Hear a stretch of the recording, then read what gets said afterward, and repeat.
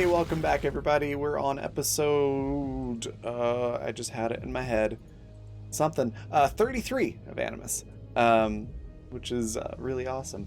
And last week, our crew lit a metaphorical fuse, and now we get to find out how long it is. It's gonna be awesome. Before we jump into galactic economic warfare, I'm going to let everybody introduce themselves and their characters, and then we'll hop in. So starting top left, Jay, tell us a little bit about Sparky and yourself. Hi everyone, I'm Jay, Aurelian Jays. I'm a writer, a role player, and I'm very tired. I'm playing Sparky tonight, who is rapidly becoming the mascot of the group, I guess, not necessarily in the good ways. They used to be an assassin for the cartel in their previous life, and now they are just an absolute panicked mess. But they're getting there. They're getting better since they found out they're a clone. I guess that helps somehow. I'm very manic tonight. They're very excited to start tearing apart the corporate hierarchy that is covering the galaxy and start spreading communism, as is our wont. It's not actual communism, though. It's space communism. Awesome. Next, we're gonna hop over to Alex while V's typing some plotting and possible scheming to me in Zoom chat. So, Alex, tell us a little bit about Seattle and yourself. Yo, hello, I am Alex. I am a digital artist. I play Seattle. I was doing so well there for a couple of seconds. Fuck. It's been happening to me all day. Don't worry about it. I play Seattle. He's dad. He is gay dad. Very gay, very dad. Doesn't talk. All right. And then we'll hop over to Lisa. Tell us a little bit about Captain and yourself. Hi. I play Captain. I'm an android. A Black Ops murder android. But she's trying her best to understand humans and get along with them. But yeah, that's about it. All right. Sorry, I just saw in chat the how dare. And then Vanessa, tell us a little bit about Annie and yourself. Hi, I'm Vanessa. I am a traditional artist. I work primarily in watercolor and pencil sketch, as well as some digital art. And if you'd like to check out my stuff, you can certainly do so. I have an art Twitter that you can check out, which is at Pepero Draws, and that's Pepero like the candy. I recently posted a couple of pieces there, some personal OC stuff and some My Hero Academia, if you like the anime. And then I'm also currently working on a Jujutsu Kaisen piece, if you like that show as well. So that's going to be up shortly, hopefully, if you'd like to see that there. But I play Annie. She is sort of kind of the running joke is Space Anonymous. Before the wipe, she was mainly working in information brokering, essentially stealing from the big corporations, and instead of giving it to the little guy, she would sell it to the little guy. She was making a little bit of profit in there herself. Of course, she has lost her memory in the meantime, along with the rest of the crew, and does not quite know of that history. However, something in her brain has kind of been piqued with this whole situation that they've gotten themselves into. She knows that she's got an idea and she's running with it. So we will see how that plays out with the coming episodes, I suppose. That's Annie. Fantastic. And then that leaves me. Speaking of characters losing their memory, I play all the other NPCs in the game, including Daisy, who is responsible for everyone losing their memory. Yeah, they're a pretty good group. Daisy, Liam, and Seth, the other crew members on the ship, are the ones that I play. Of course, all the other things that are going on in the galaxy. As for me, I'm Raven. I'm the creative director for the Raven Evermore, which is my brand for all the various things I do. You can find out more about that at my link tree. And then other things to talk about are sponsors, Fundamental RPG and Intrepid, which you can find both of those at coffee.com/raven/shop. Just like it says in the bottom left-hand corner of the screen, just add /shop to the end of that.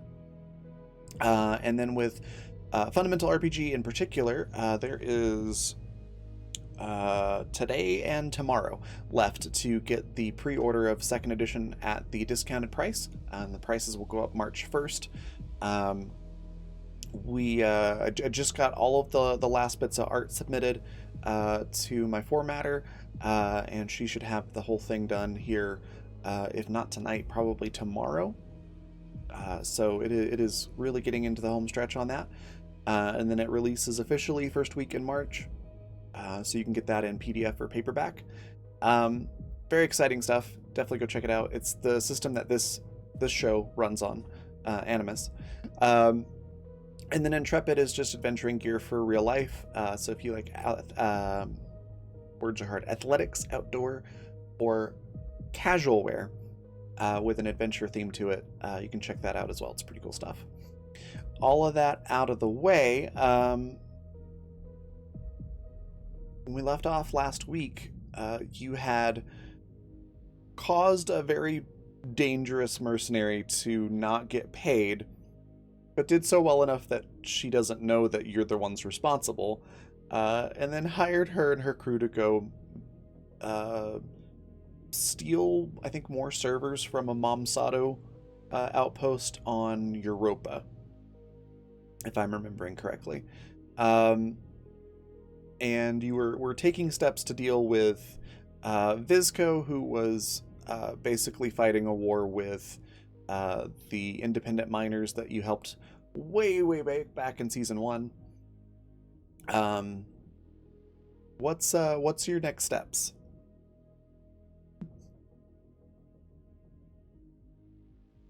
Where do you go from here?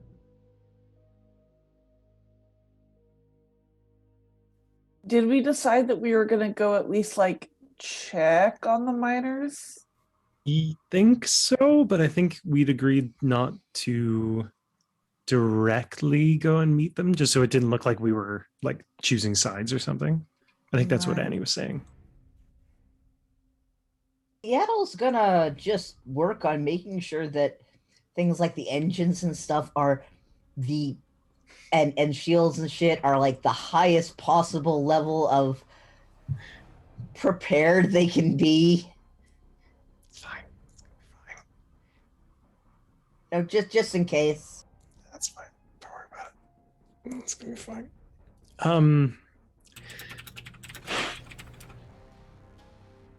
Yeah, I think Sparky would seek Annie out after everything has gone down and there's been enough time to cool down. I think they would seek Annie out and just get her opinion on things. See what she thinks they should do in terms of meeting the miners.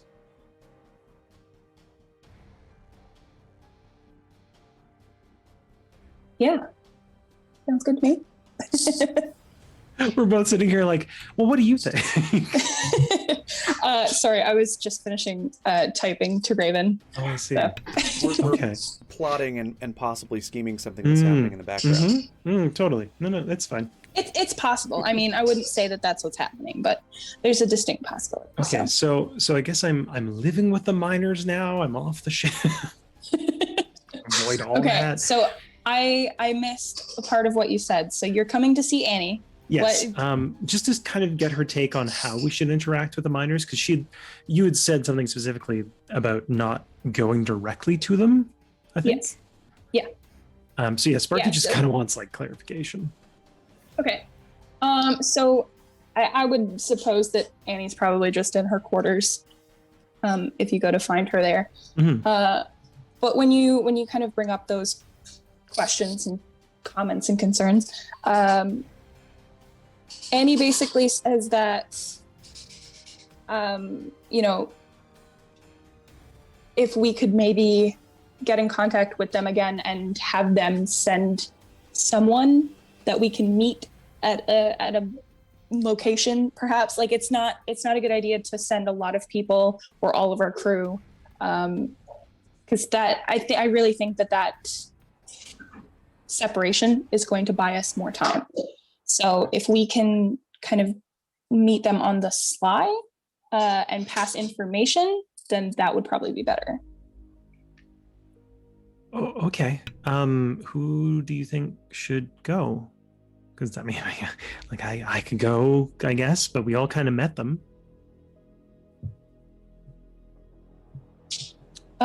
Yeah, I think it doesn't really matter who we send, just I guess someone that would be appropriate for the specific task at hand. Somebody sneaky. Let's send somebody sneaky. I'm kind of sneaky. I mean, I had to throw you under a table, yeah, Sparky. Yeah, that's the kinda.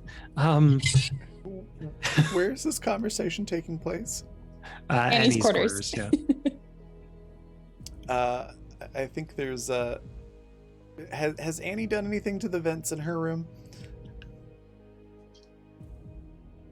No. Then the head pokes out of the vent and goes, "You need somebody sneaky?"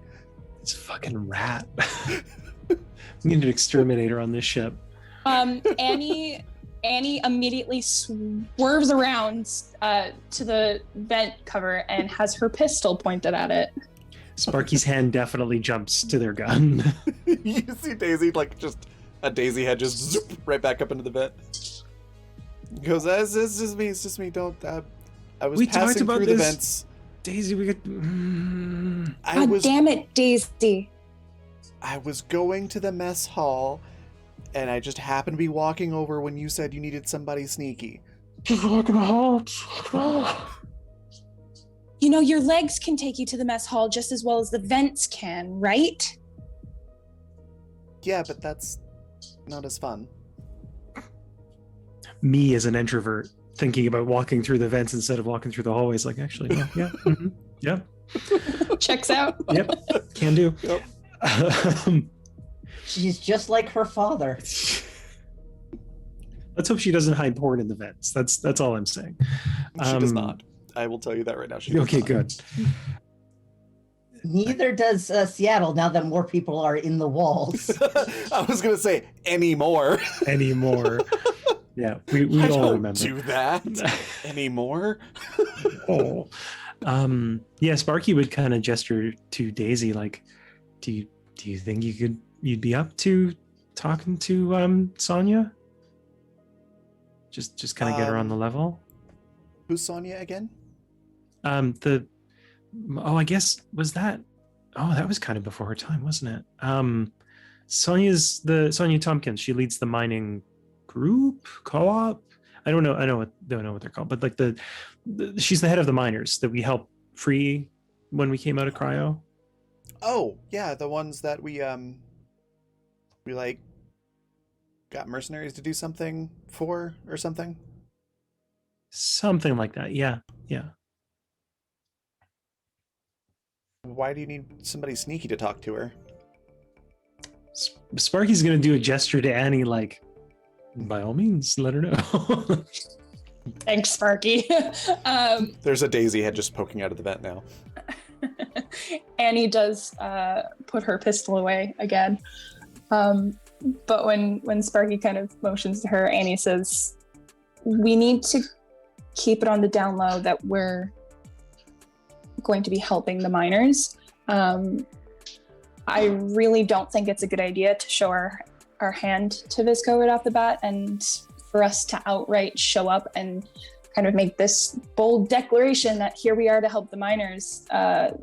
It takes away valuable time that we could use to get information or do what we have to do. So if we can have somebody meet them on the down low, then we can potentially pass information back and forth without, kind of coming out into the open and saying, hey, we're here to help the miners.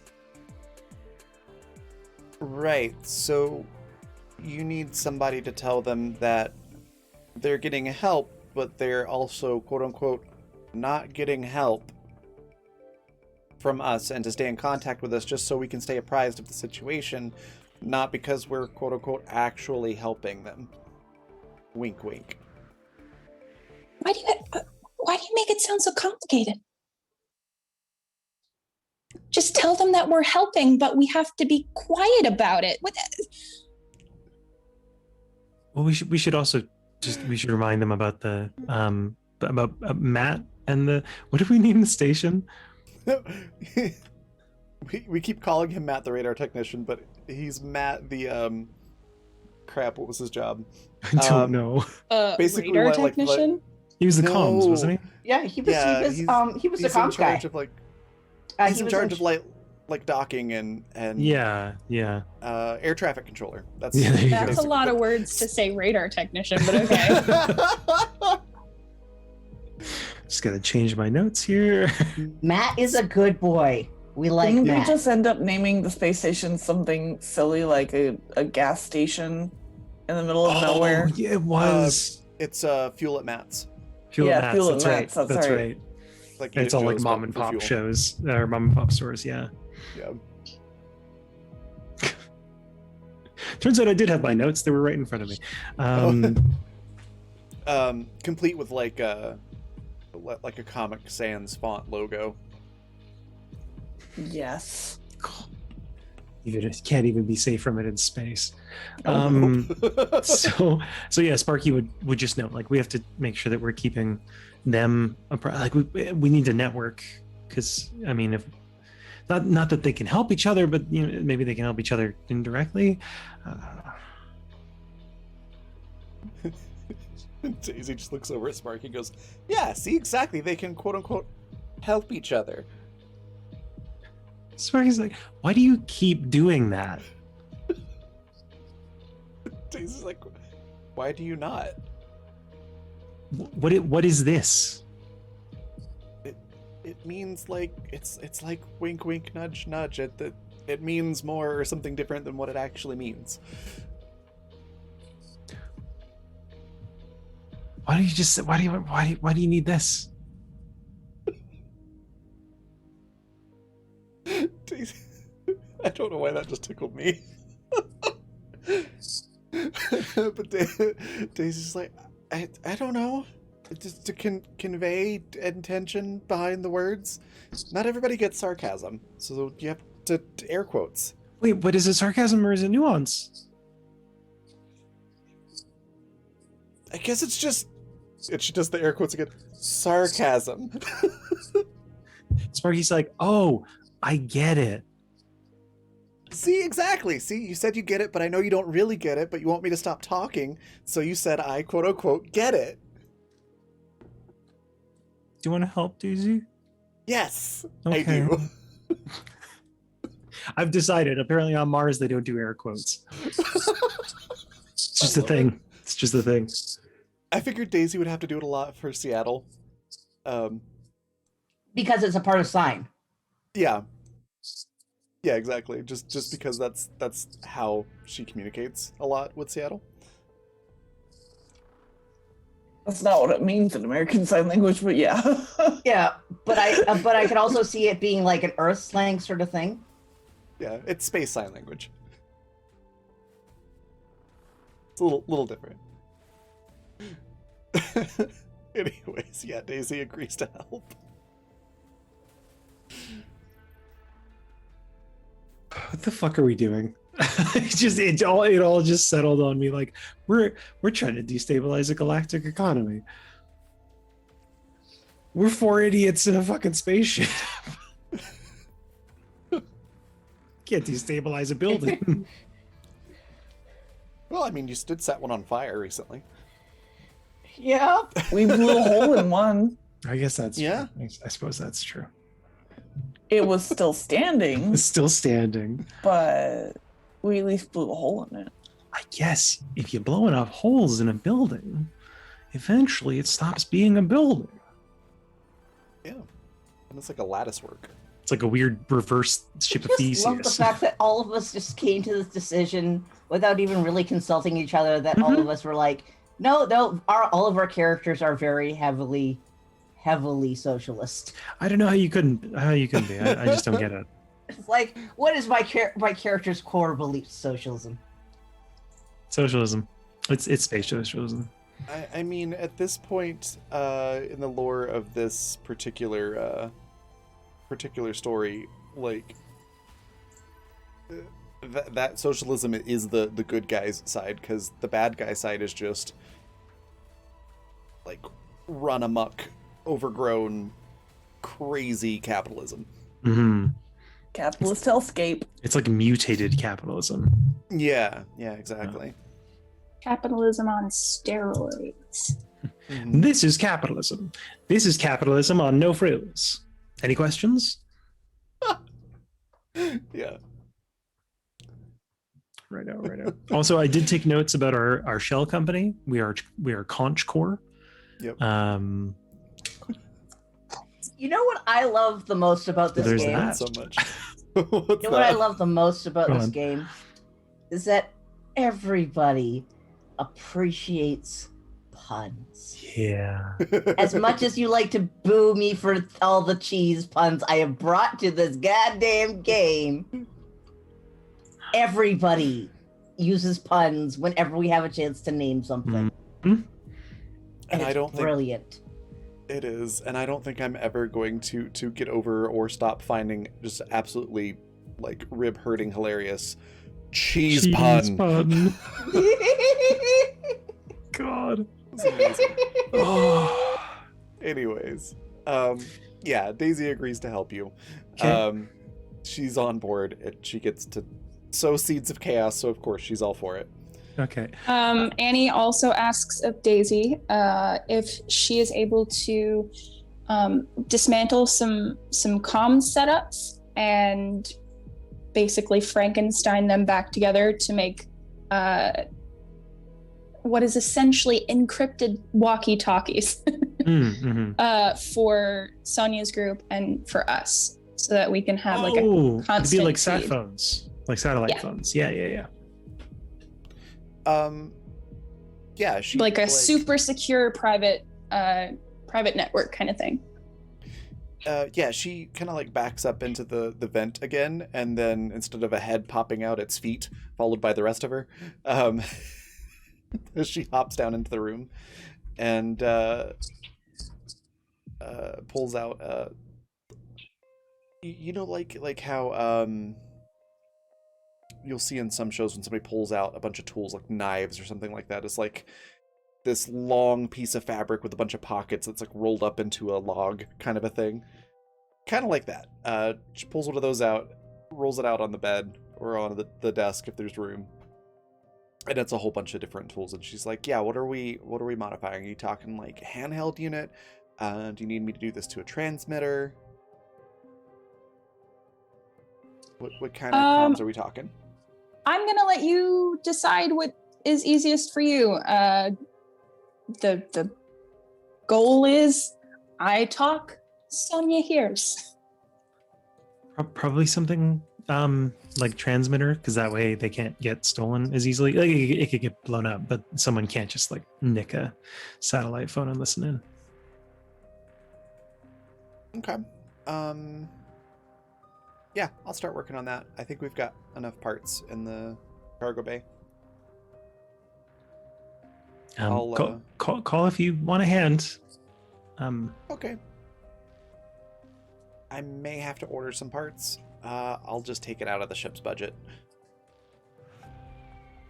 Just make sure you just let us know how much, because we're not a bank. And Sparky just kind of like realizes that they set up a bank the other day. Annie slaps Sparky on the shoulder and it's just like, well, we can't use the money if we're dead, so might as well go ahead and use it to stay alive. I hate that makes sense. Mm-hmm. And Sparky's just gonna give Annie this really kind of that you know when you're in the middle of a ridiculous plan with your friends and you stop for a second to take in just how ridiculous it is.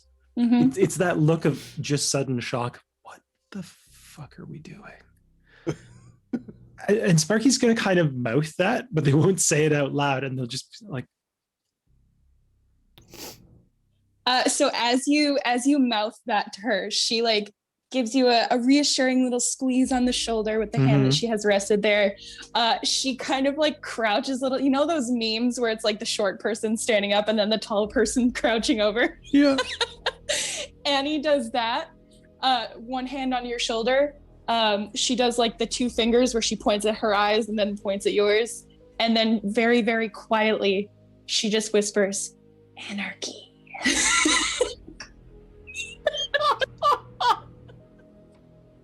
Okay, just for meta knowledge, has Annie spoken to Sparky at all about anarchy? No, absolutely Okay, not. cool. This is her introduction. She just whispers, "Anarchy." And Sparky's eyes will go absolutely shutter wide, and they're just gonna do one of those like, "Oh, you're nuts," kind of nods, like, "Uh-huh." And they're just gonna turn and walk out of the room. Daisy just lets out, after Annie does that, just lets out this, "Ha! I get it!" And nods Sparky's and goes, "I get it." Like walks out after Daisy. but then, oh no, Daisy just goes, "Well, you're right, you can't take it with you," and then rolls up her tools and hops back up into the vent. And Okay. you hear, the quiet metal flexing sound of somebody walking through the vents. Annie mutters vaguely about having to like plug up that vent later, for the sake of privacy and all that. And as the door kind of shuts behind Sparky after they've left, she goes back to her computer and continues to do what she was doing. Okay.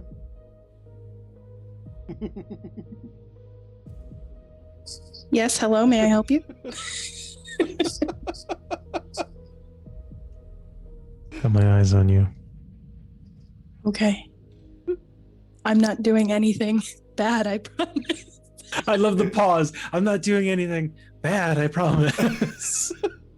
All I'm thinking in my head is just, the I'm watching you hand gesture and anarchy. All right. So yeah, Daisy's working on an encrypted transmitter for two-way communication with the miners. I need to level Daisy up. But I think that with... Ooh, that's not great.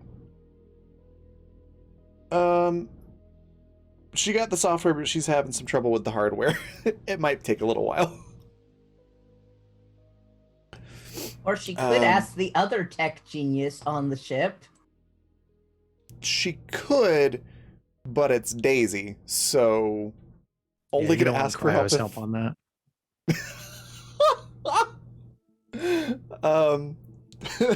I can feel the look from Alex without even seeing it. But no, Daisy's gonna try to figure it out herself until she absolutely can't, and then she'll ask for help. Because it's Daisy.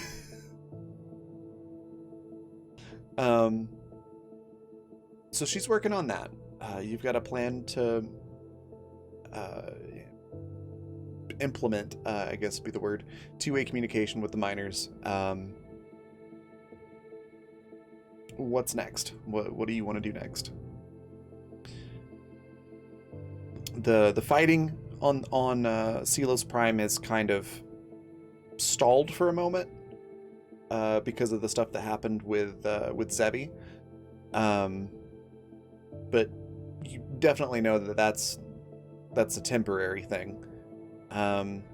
Speaking of Zebi, she and her crew are leaving and going to do your job that you hired them for. So what's next? Which we paid them 60 grand, by the by. We dropped a lot of money. And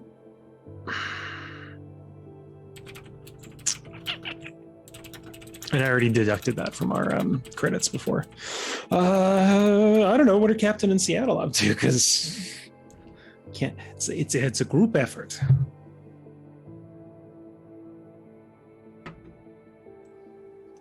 Seattle is, as was saying, basically making sure the ship is like absolutely ready to be hammered. Because we don't know how badly we're gonna get like attacked. Does Seattle need new parts? Maybe. What if we upgraded so far on the ship? Not much, I don't think. Like we got the grow beds. Most of the upgrades we did, I thought we did to the shuttle. Yeah, we got a We did- basic no, we- autopilot for the ship. Yeah, I thought we updated the. It was the shields on the ship, or was it the weapons on the ship? I know you upgraded the weapons. I think Okay. shield was talked about, but shields I don't think were, we ever did. Yeah. Shields are very expensive. Yeah. Think like as far as like how ships work in this universe or this world. If you've ever seen Battlestar Galactica, they don't really have like much in the way of like deflector shields and stuff like that. It's more about the ship's armor. That's kind of how things work for this universe as well. There are shields, but they're not anything like Star Seattle Trek will or Star Wars probably- or anything like Seattle will probably be looking to get some extra armoring for the ship. that. Okay. I suppose now that we're getting into all this, I'm actually going to have to write out stats for the ship finally. Yeah.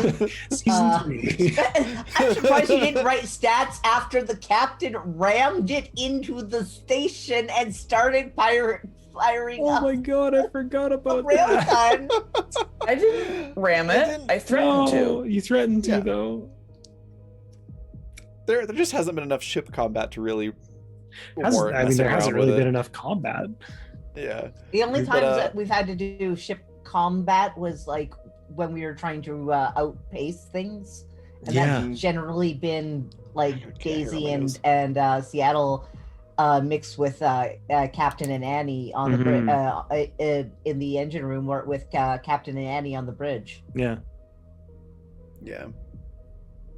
All right, I'm making it myself a note to make stats for the ship now that we're getting into all of this stuff. But yeah, you do have better guns. I know you did that. I think you made some upgrades to the engines a little bit. There hasn't been a whole lot done to the ship itself because, if I remember right, it meant most of the upgrades involved sacrificing cargo space, which y'all didn't want to do at the time. Not that we really use it for anything. Just making cheese and storing cheese and cheese Storage related and- things. Yeah. And still, I think half a crate of guns. Yeah, Yep. you still have like half a crate of guns. Yeah. Yeah. Yep. I was like, why aren't we giving these to the miners? Because we haven't been over here in a long time. I think Um, maybe we can sacrifice some storage space. I think so. So, question: how long? And this is kind of from me to you, Raven. But how long would it take Daisy to make the whole receiver and transmitter assembly? She, Are we she probably talking like days or a week? she probably like initially quotes you like, oh yeah, I should be able to get this done in like a day, and then like 6 to 12 hours later you get maybe a couple days. Okay. Me. 1 second, I close my window. I think because if it's just a temporary lull in Visco attacking the miners, how do we stymie that? Do we still want to go with the whole propaganda angle?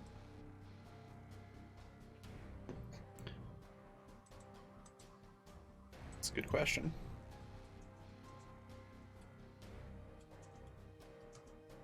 I still think it's a good idea. And anyone else want to weigh in on that?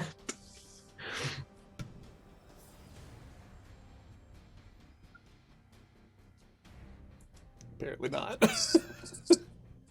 Eddie and Sparky destroyed capitalism, and Captain in Seattle are there too. Sorry, my brain has just gone like. You're all good. You asked for ideas, and my brain was like, okay, ideas. What's an idea? You're saying this word. What the fuck? I don't think what you know. does idea mean? I just don't want to make. I want to make sure no one's excluded on making that decision because it kind of affects all of us. Yeah, we just See, need y'all- quote unquote ideas.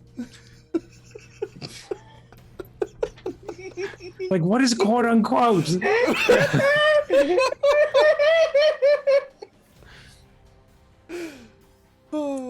It's the snap decisions that make the cut. Anarchy against the world, I guess. Oh, Honestly, Seattle wants to do this, but at this point, he's just like, what I'm best at is making sure this ship runs. And actually, probably will be talking to the captain about any upgrades that she wants for the ship, or for herself. like perhaps a telepresence or some way to communicate or connect with the ship anywhere on the ship. Yeah. Anyway, Sparky would probably seek Captain out wherever she happens to be to get her input. She's on the bridge. She's on the bridge. Okay. So Sparky would do their customary like knock on the door frame, just to make sure they're not sneaking about. Enter.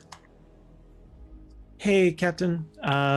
So we got the business with the mercenaries sorted. They're off to Europa to do the thing. How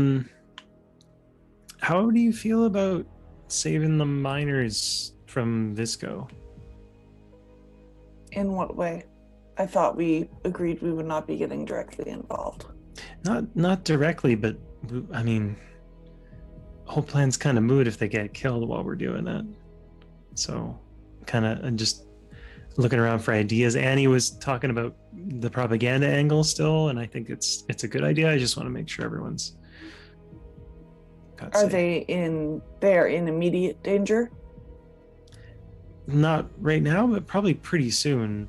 There's still a bunch of Raven. Just correct me if I'm wrong. There's still a bunch of like Visco mercs and soldiers down there. There, excuse me. There are. They're sort of regrouping. Okay. But yeah, there's still plenty of military stuff on the planet. Okay. It's a lull, maybe. I don't know how long it's gonna last, though. Well, propaganda takes time to take effect. I don't know what more immediate solution you would want that doesn't involve us directly going in there.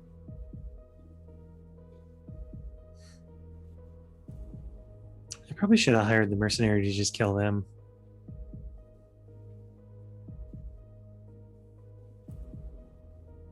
Fuck.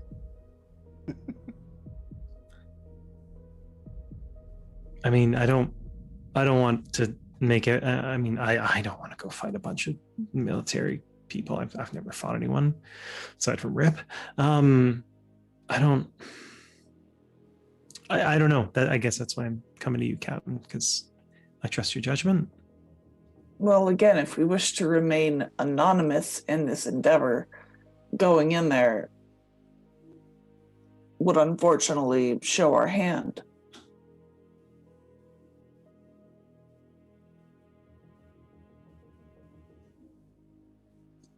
Unless you can think of some way to send in a very small group of people sneakily and make it their operation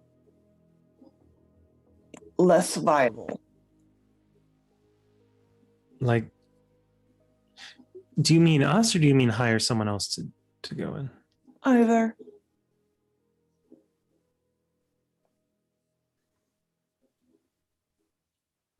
What do you think would make them less viable? Killing them. Or perhaps destroying certain amounts of their communication.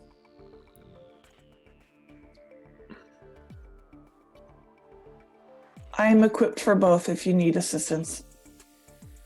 Well, I mean, I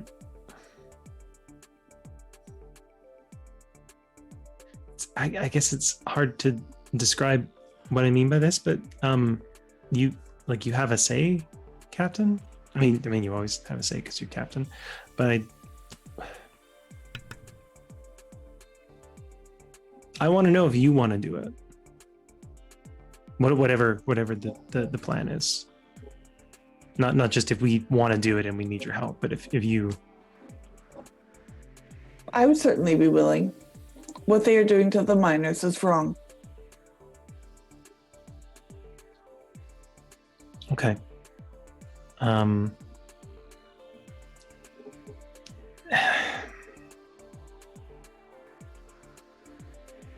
just can't make that decision by myself. Like for other people. I think we need to have a family meeting, maybe? Certainly. A crew meeting. Sorry, not family. We're not family.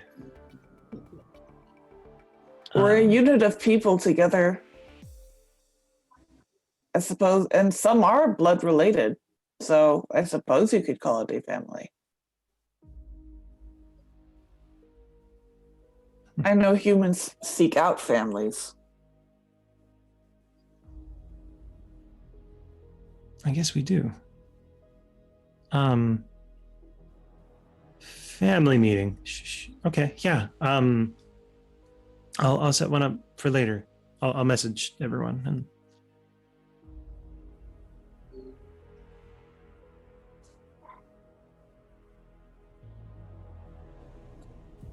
Good talk, Captain. Thanks. And they'll kind of head out of the bridge. Captain just goes back to the bridge. I love how awkward that is. Like, is that all? Like, Liam passes you in the hallway, by the way, and is headed to the bridge. Sparky will nod, just kind of acknowledge him. Okay, he pretty much does the same, and. Probably as you're turning a corner, you can see he sits behind the pilot seat on the bridge and is like, looks like running like a simulation. He's behind me? What the fuck is Annie up to? Just one of the empty consoles on the bridge. Not if you're like sitting at one, he's not gonna like push you out of the chair or anything. I was gonna say, like, good luck with that. It just looks like he's running a simulation. It doesn't really say anything. Captain's going to look at him and say, Liam. Yeah, what's up? What are you doing? Practicing my flying.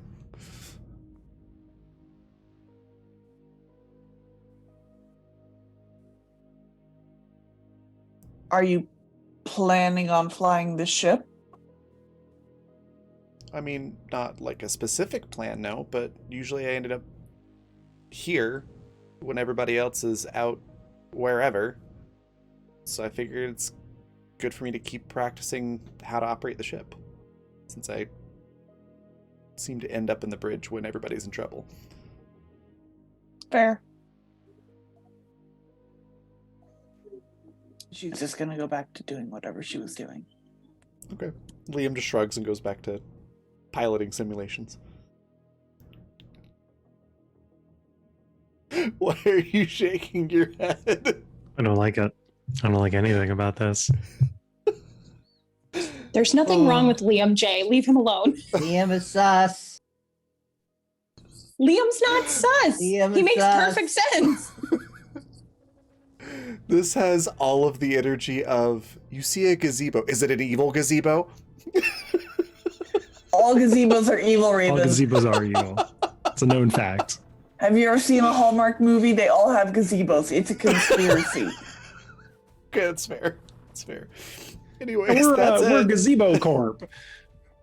And nothing weird about this. Oh, that's happening now. That is now a corporation in this world. Hell yeah. The shadiest of the Space shady cell gazebo. corporations.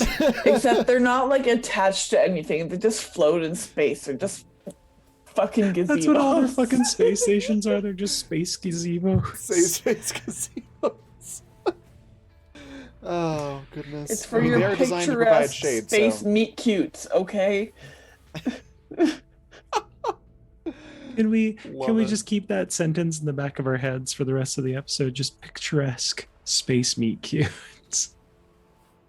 I think that might It's have the to be dating right site. later. It's like eHarmony. It's like eHarmony. I heard Ye Harmony. That's the cowboy version. With a single cowboy. All right, well, I'll be busy making a meme for the rest of the Oh, day. God. Yep. Talk to you all later. Yeehaw, Murray. Anyways, so Sparky's calling a family meeting, right? Yep, Where later were on we? if anyone else isn't busy. Is it over dinner? Yeah, it'd be over dinner. Great.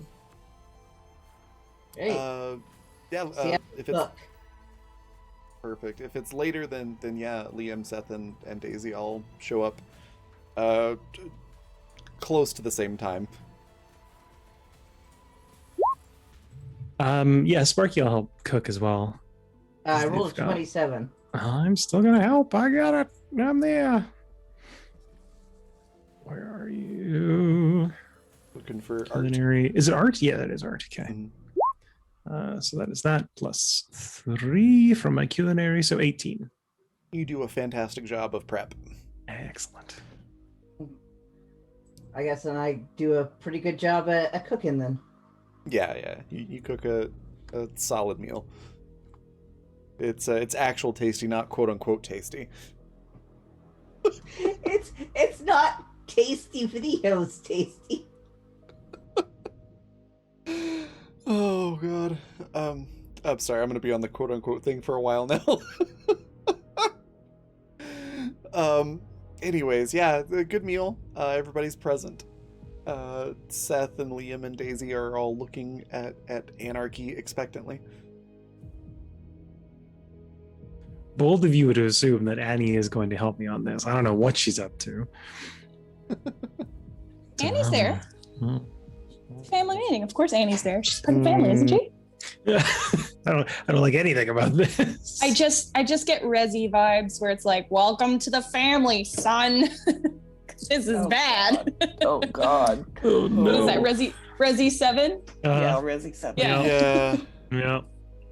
Welcome to the family, son. Yeah. Oh, that brought back memories I didn't want back at all, or Yep. in the first time.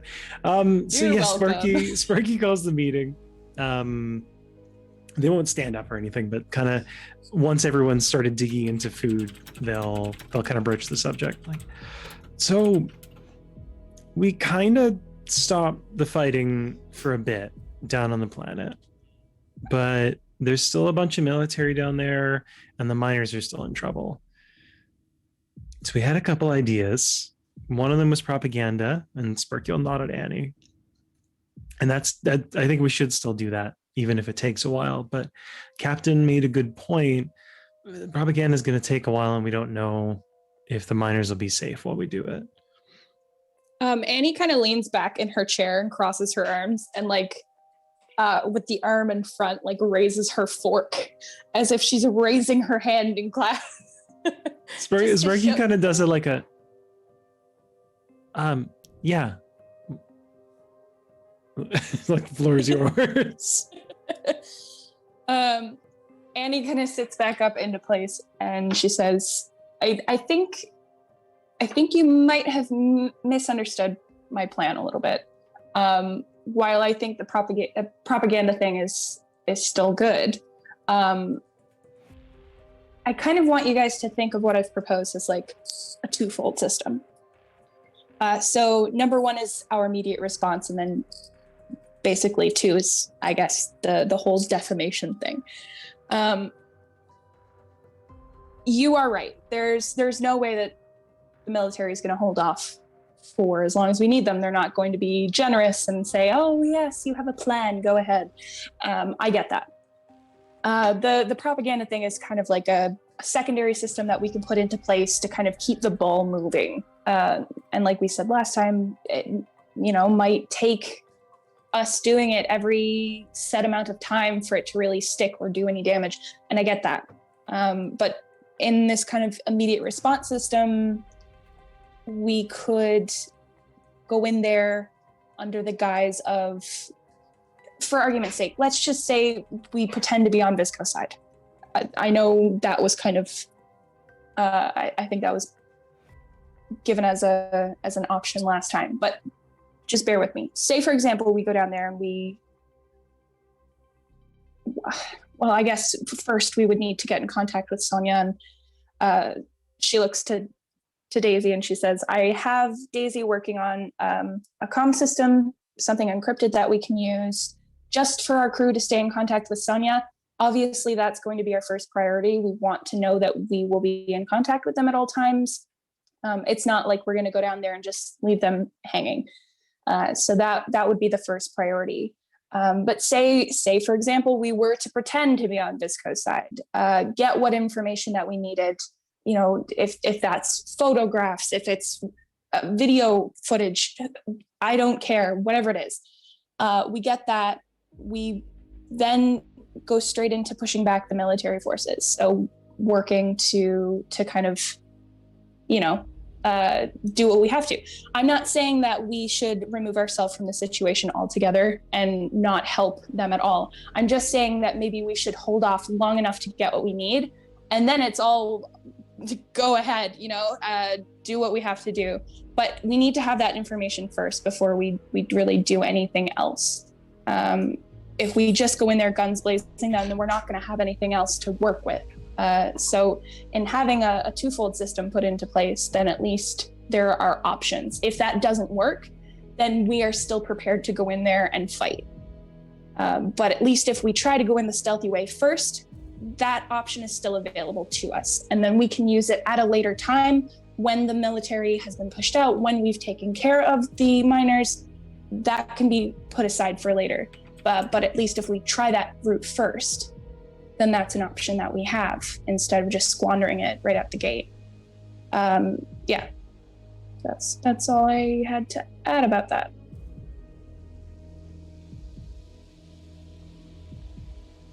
Sparky kind of pauses mid bite.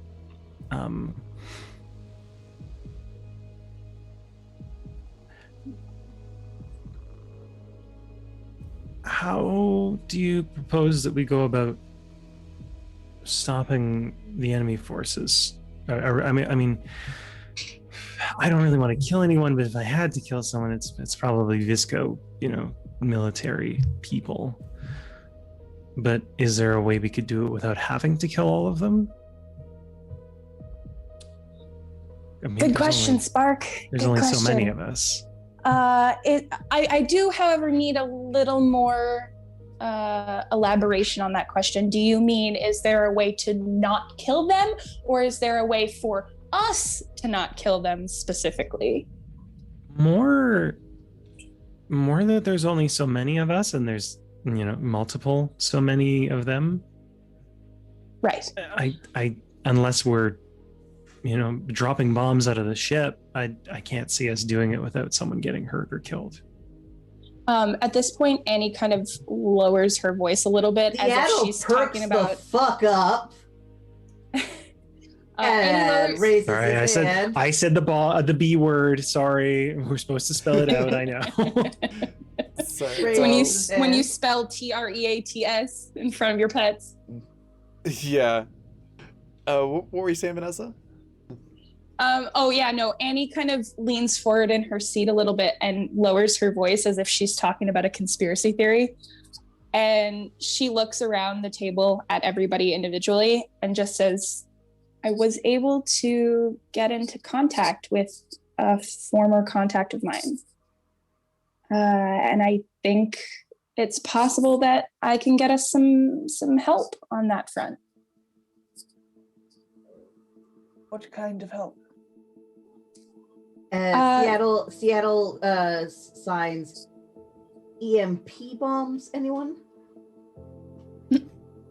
Sparky just does a thumbs up, but is still listening. Annie kind of rolls her eyes at that.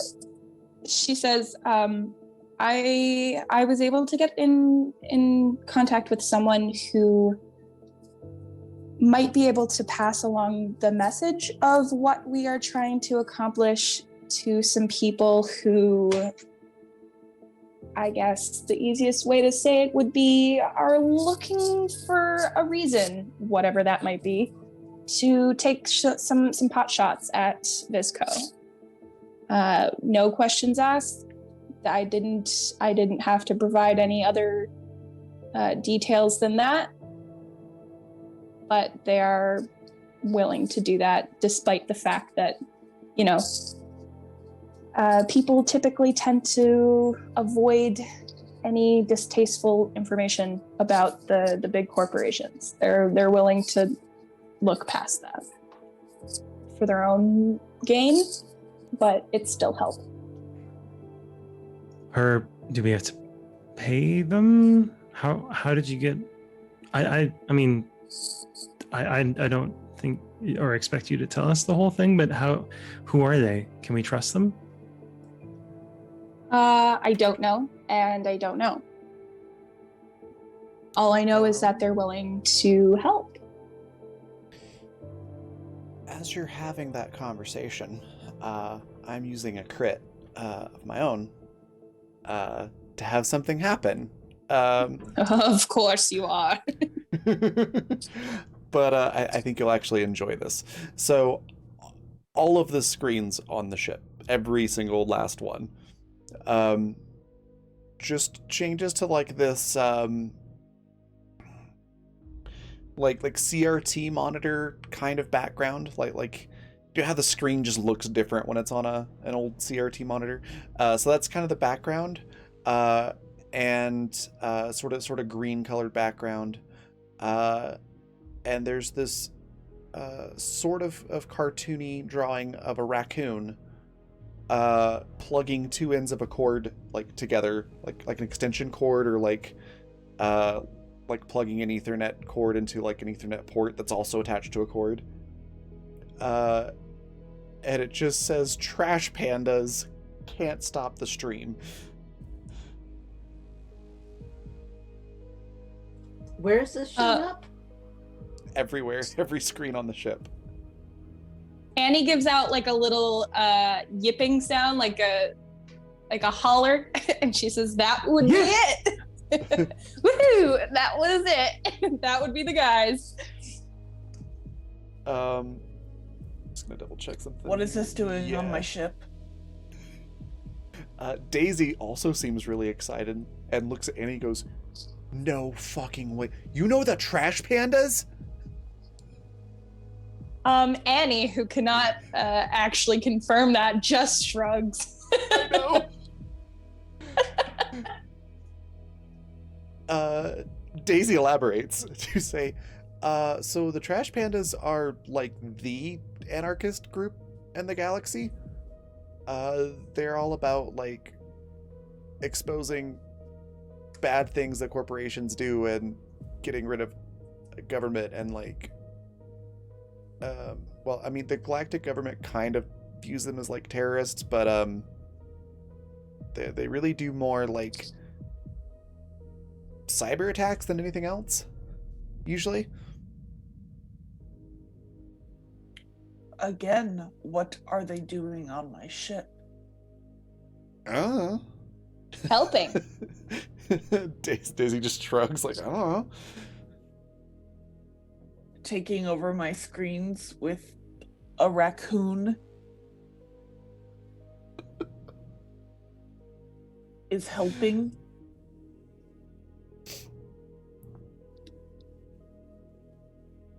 What is a trash panda? That's probably a raccoon. Then why not call it a raccoon? Maybe Oh, it's an Captain. Earth thing. Yeah, Sparky will lean over like, oh, Earth thing And he- probably. It's because And he's just like, at Seattle "Oh, sides. Captain." It's because of the facial mask. It looks like an ancient bear called a panda. Yeah, and raccoons like are known for like digging into trash and eating garbage and stuff. Daisy kind of chimes in.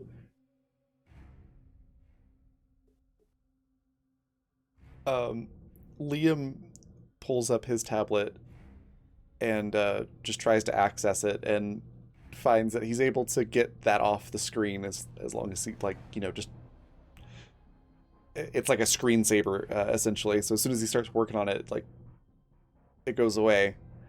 And he starts pulling up like the ship's sensors and stuff and is able to show you all that there are a group of like 6 smaller ships that are sort of buzzing around the larger Vizco cruisers like flies. And they're painted like obnoxious neon colors. What are they doing to those ships? I don't know, but I'm guessing those are the trash pandas.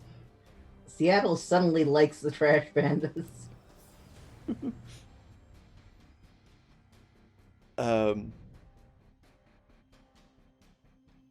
Yeah, so would you like anybody like to investigate that further?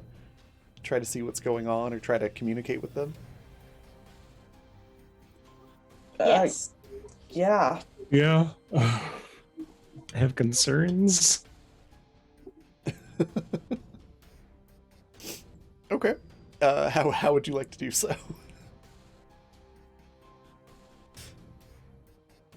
I mean, Sparky would probably just ask Annie, like, how did you get in contact with them? The contact that I had was through things that I found in my room. They were in my belongings. I didn't specifically find it anywhere else. Distrust rises. Kidding. Come now, you're gonna break up anarchy already? Before it's even really started. Can you contact them again? And ask how they got on the ship frequency?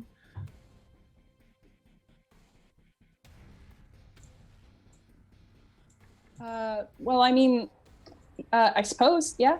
I mean, it's Is there any way to kind of hail their ships from our ship? Maybe that would be a little bit faster. I Yeah, can do absolutely. that, yes. You can absolutely try to do so. Come with me to the bridge, I guess, Annie. And Sparky. And anyone else, I suppose, who's interested Sparky in does these one of those, like, why am I in trouble? trash pandas. Okay. Oh my Sparky will come goodness. with. The Okay. fuck are we doing? Art. Seattle, are you interested in the trash pandas? Seattle kind of is nodding distractedly. He's doing something on his tablet and also eating food. Okay. Sorry, I had to do a thing in chat there.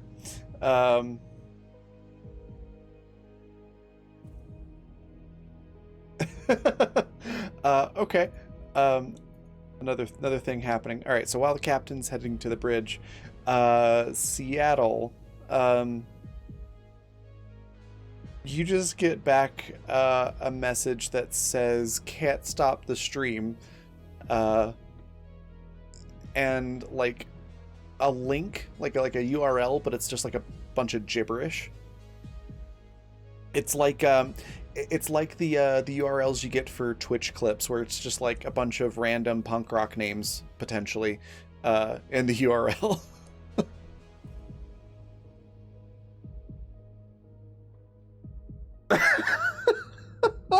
I can relax. I love that theory. Does Seattle click that link?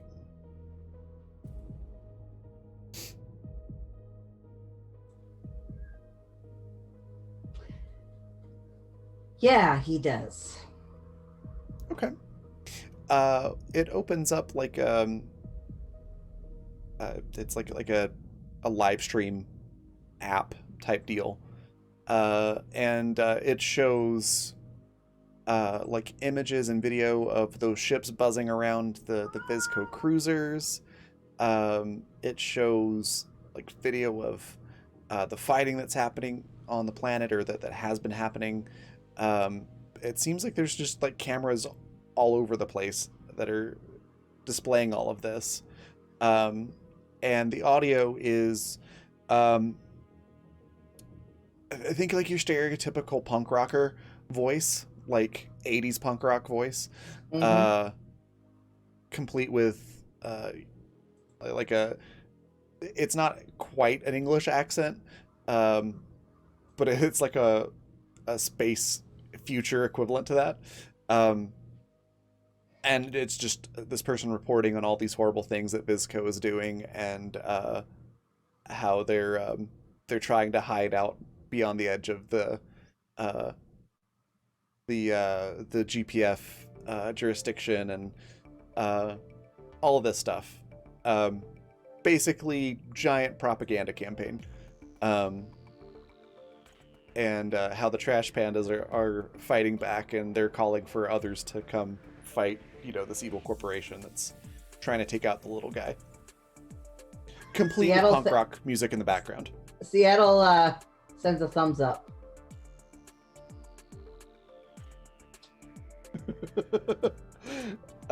Awesome. You get a raccoon emoji and thumbs up back.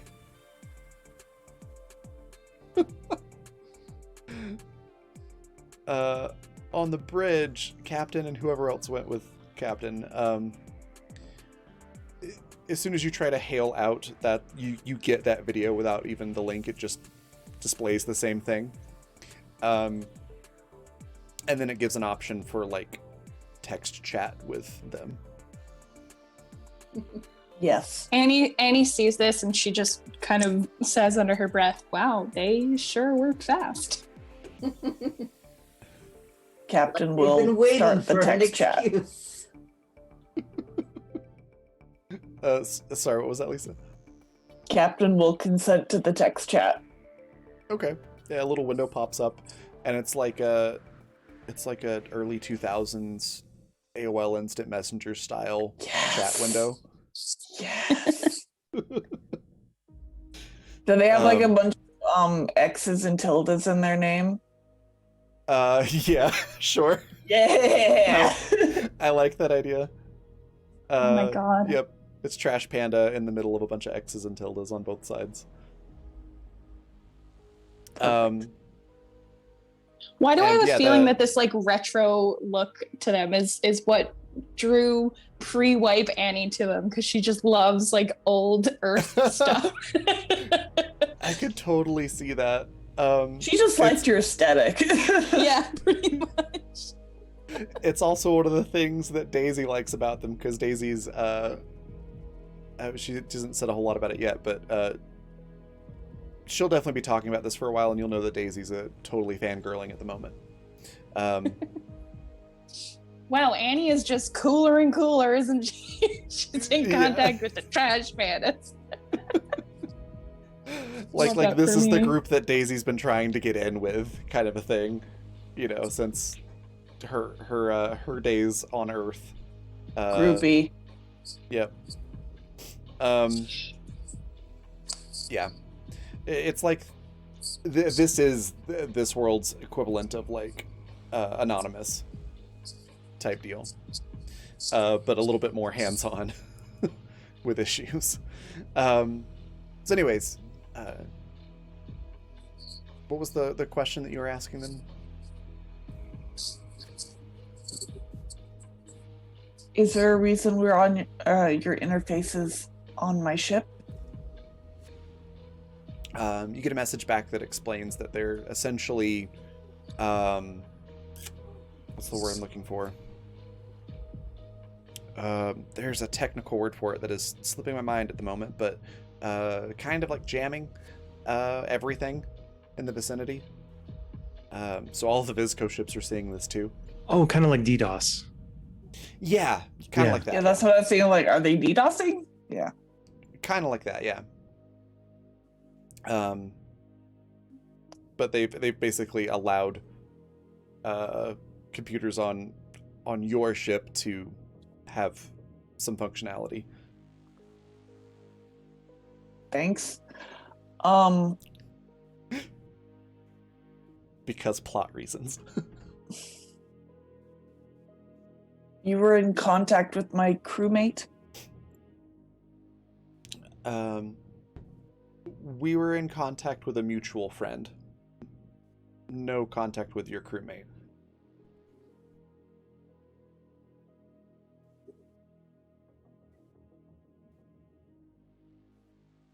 And he's just like, yeah, checks out.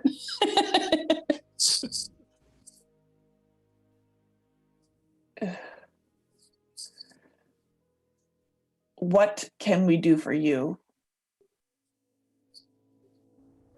The message that comes back says, we were told that you needed help from us.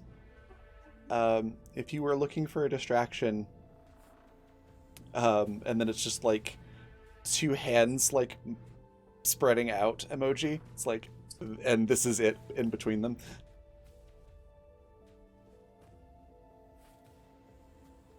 All right, I guess that's our cue to go. Go where? And they just say, hopefully more will answer the call to come fight. But Vizco's busy right now. If you're going to do something, now would be the time while their attention is elsewhere.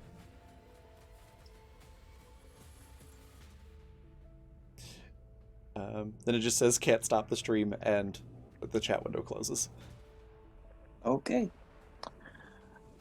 What are we going to do with this time given us? Well, now Good. Seattle holds up a hand. Yes. We have half a crate of guns still. don't you think now would be the perfect opportunity to get down and get in contact with Sonia while no eyes are on us?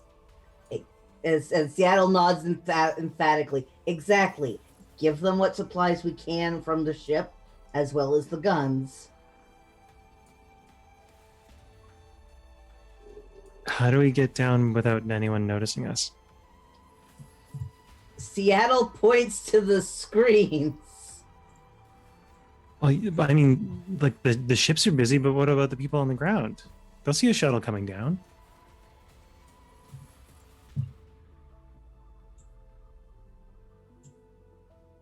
Not if we land in a place that's not occupied.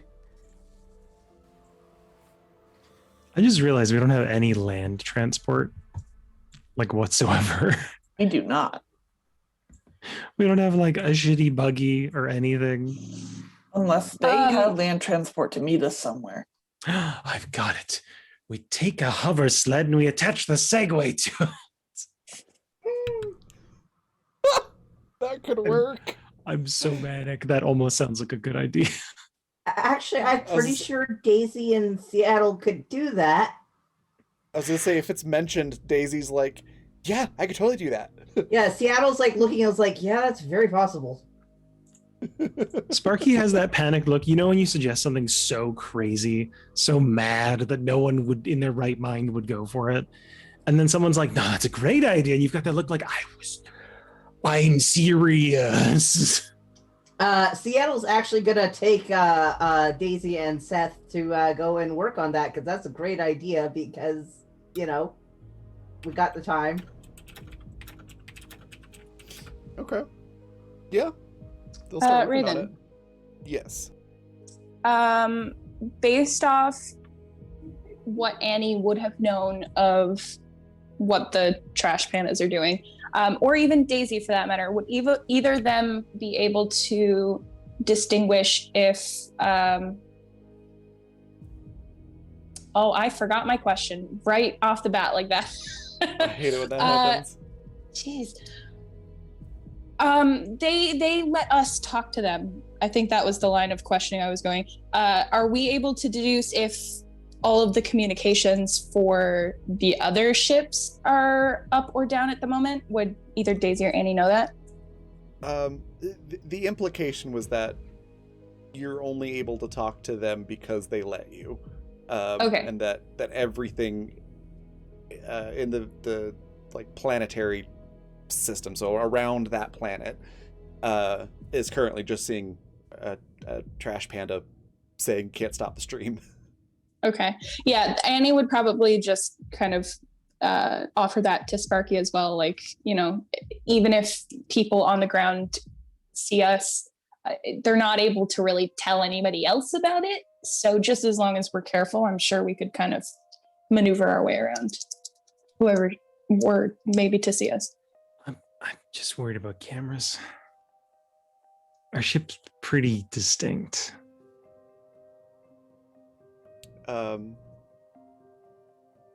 Daisy just gets a big grin and says, "We do have lots of spray paint still."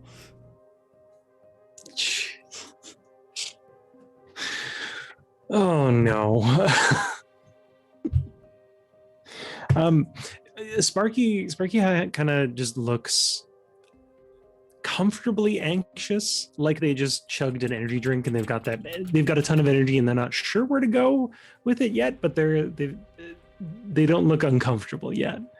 Like, oh, okay, so are we all going down in the ship? Are we going down on the shuttle? What are we doing? We should probably do this quick.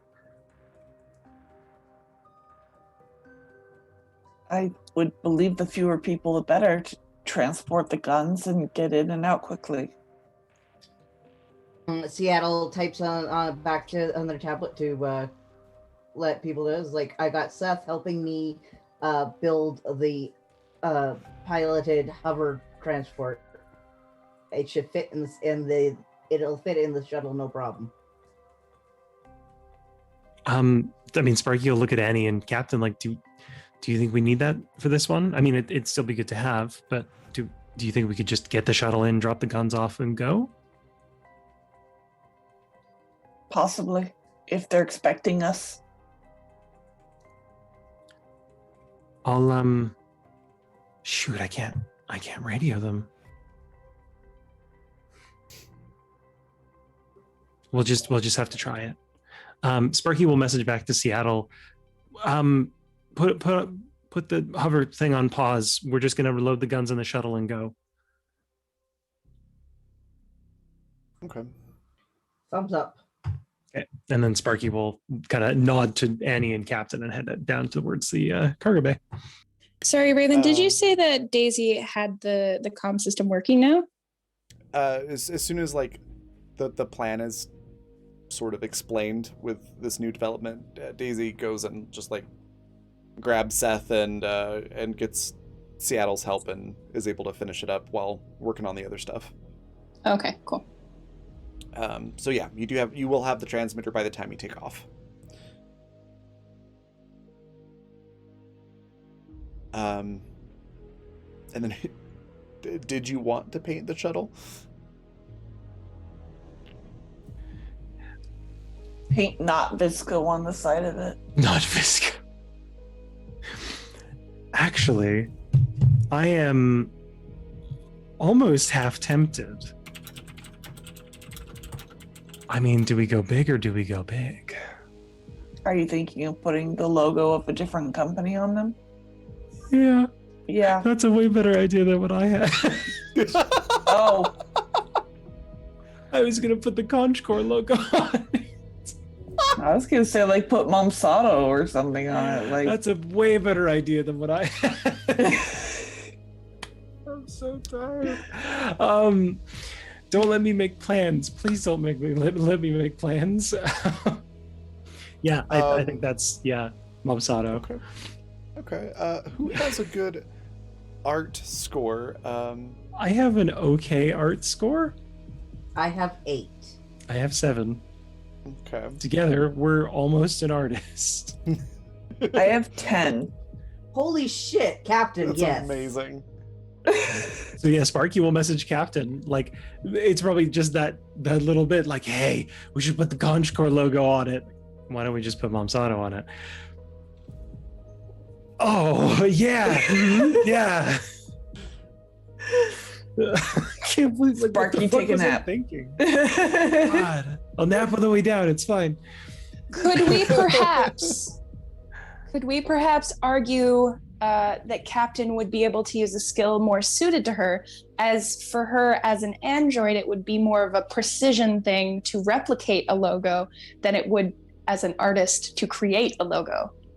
I was actually going to say, Ooh, can I add my Still- android on top of it? yeah, I was gonna say still use art, but add Android, and I will give you advantage on this too, since you have detailed information on what the logo looks like and everything. Roll a Yeah. copy past. 26 plus 5, 31. All right, and roll again, just see if you get a higher one. Nope, No. 31. Yeah, 31's fine. Like, it's with the materials that you have on hand and everything, if somebody were to look really closely, they'd be like, I think this was actually just like spray painted on, not this doesn't look official. But from a distance of, like, you know, anybody that's not standing next to the shuttle, it's gonna look fine. Oh, are we in contact with Sophia? Like- Who's Sophia again? Sonia.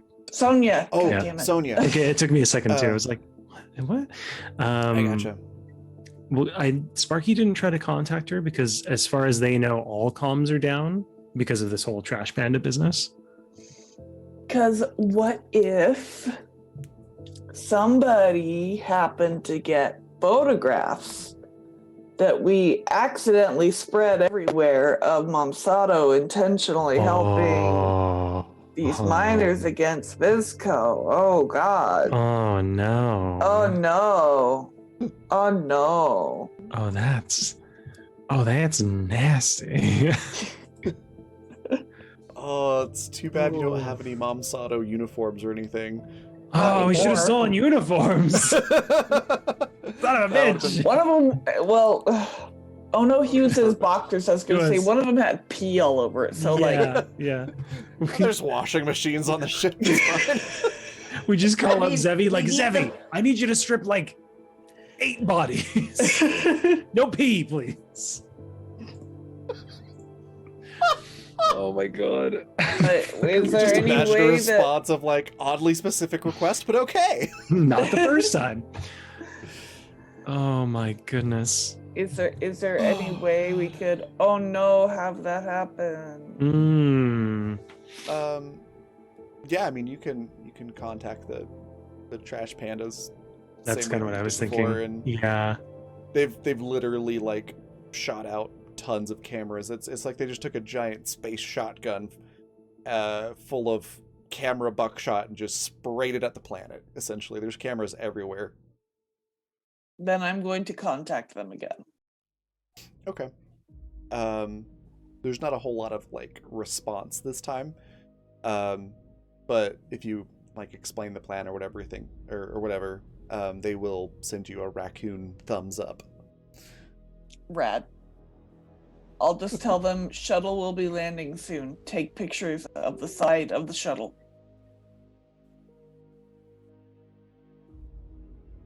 And the cargo being dropped off.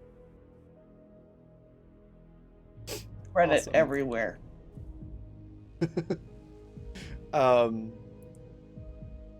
Perfect. Yeah, they give you the raccoon thumbs up, and then as always ends everything with "can't stop the stream."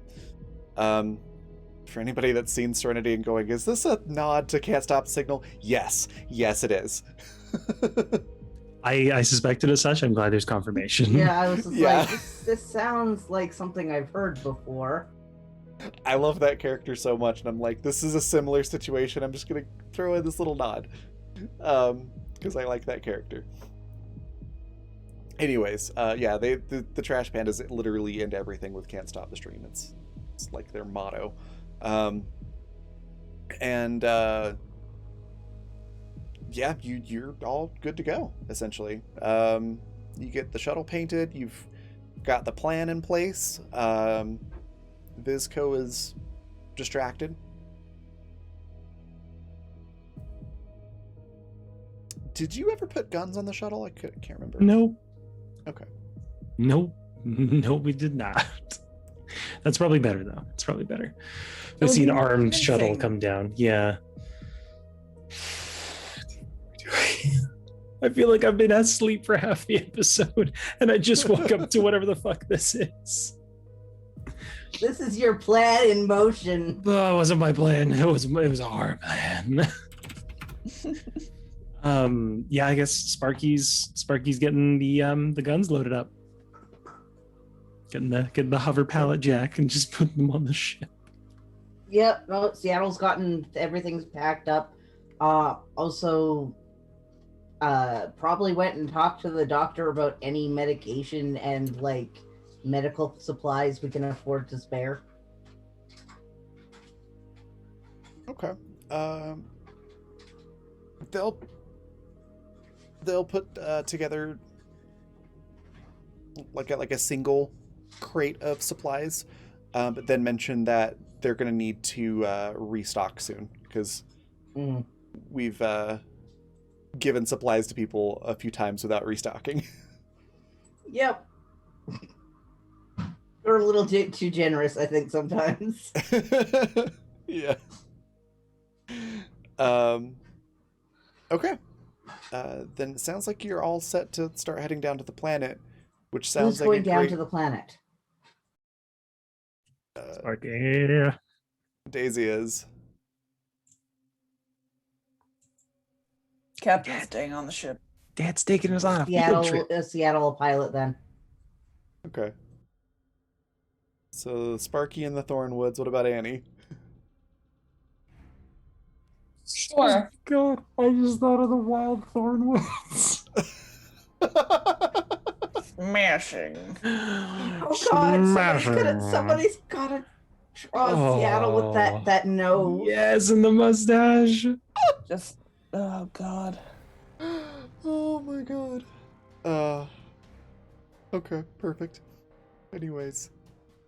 Yeah, you're ready to head down, and I think that's a great spot to take a break before we get into nerve-wracking sneaking past Vizco. So yeah, don't stray too far. Go grab snacks, water, and hydration. Stretch your legs, all that good stuff after being sitting for a while, and then be back here in 15 minutes, and we'll have the second half of our show here. Be right back.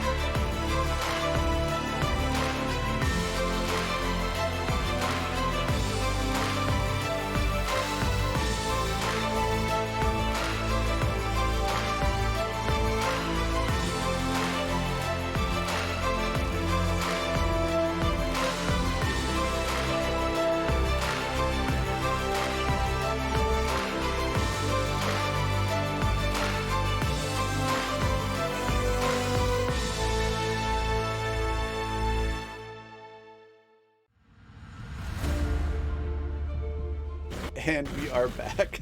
Sorry about the extra wait time there. We were laughing at memes that we were making about this episode, which are all amazing. I'm sure we'll get shared with others later. But yeah, you're in a quote unquote Mom Sato shuttle on your way down to the planet. All of the video screens and everything for Vizco are occupied by trash pandas.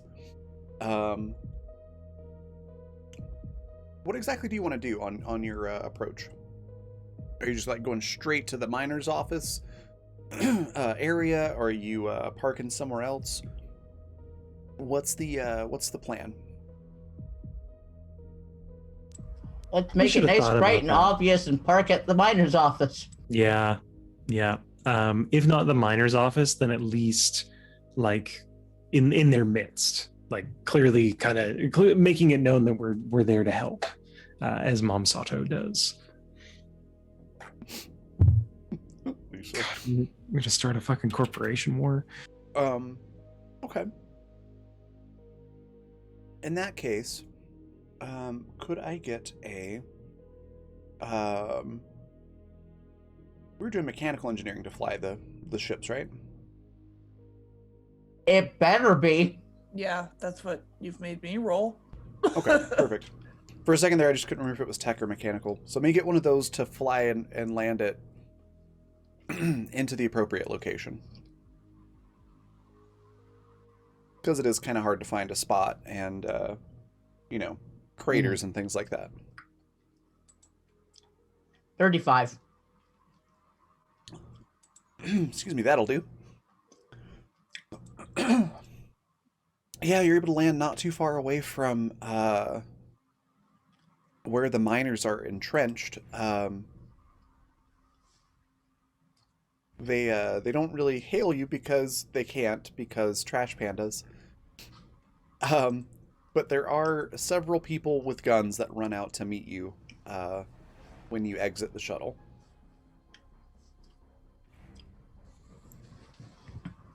Do we recognize any of them? One quick second. So we know that the cameras are taking pictures of us, right? Mm-hmm. Apologies. No worries. Sparky is going to at least some kind of hat, but they're going to try and put on something to mask their face and appearance a bit. Okay. We don't need pictures of ourselves exiting. Like, it's just going to ruin the whole plan. Yeah. Seattle would have insisted everybody go in extra plain jumpsuits that he has for working in the engine rooms. Yeah, and like maybe a helmet or something that is going to keep us nondescript. Okay. I will need a blend in roll from everyone. Got it. Hi, Sparrow. Oh my god, Lisa! I just saw the chat. Just so they know we're there. Mm-hmm. And their name is the Lagrange.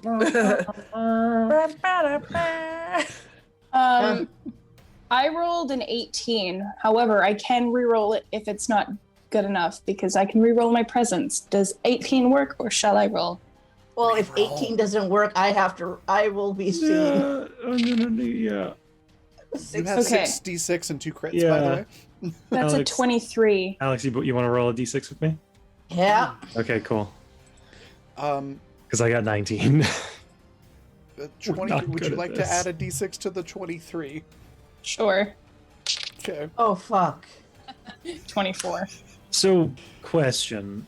Even if Alex rolls a 6, they'd only get a 24? If you can get to 24, that's close enough. Okay, that's concerning. But it may not be worth it to spend a d6, and I'll just take the fail. I think I'll just take the fail. You do have 2 crits that you can use as well. Just take the d6s, please. We've gotten this far. I don't want us to fail off this. It's not worth it. No, like it's such a long shot, because I would have to roll a 5 or a 6. Or no, I'd actually have to roll a 6. Yeah, I wouldn't make it. Yeah. I'm on 16. Oh, you're so. Oh, fuck, I thought you rolled an 18. I'm 16. Fuck. Shit. No. It'll be fine. We section. won't get shot immediately. It'll be fine. It'll be fine. Okay, so Daisy and Annie are both sufficiently disguised to not be recognizable on the video feeds that are going out to the galaxy. Cool. It'll be fine. Just double checking. You've got 5d6 and 2 crits, and you don't want to touch any of those, huh? Alex, she's pushing pretty hard on this one. Maybe we should go for it. Double up on the d6s if you have to. Can you use more than 1d6 on a roll? No, it's just 1d6 That's what I thought. per roll. Yeah.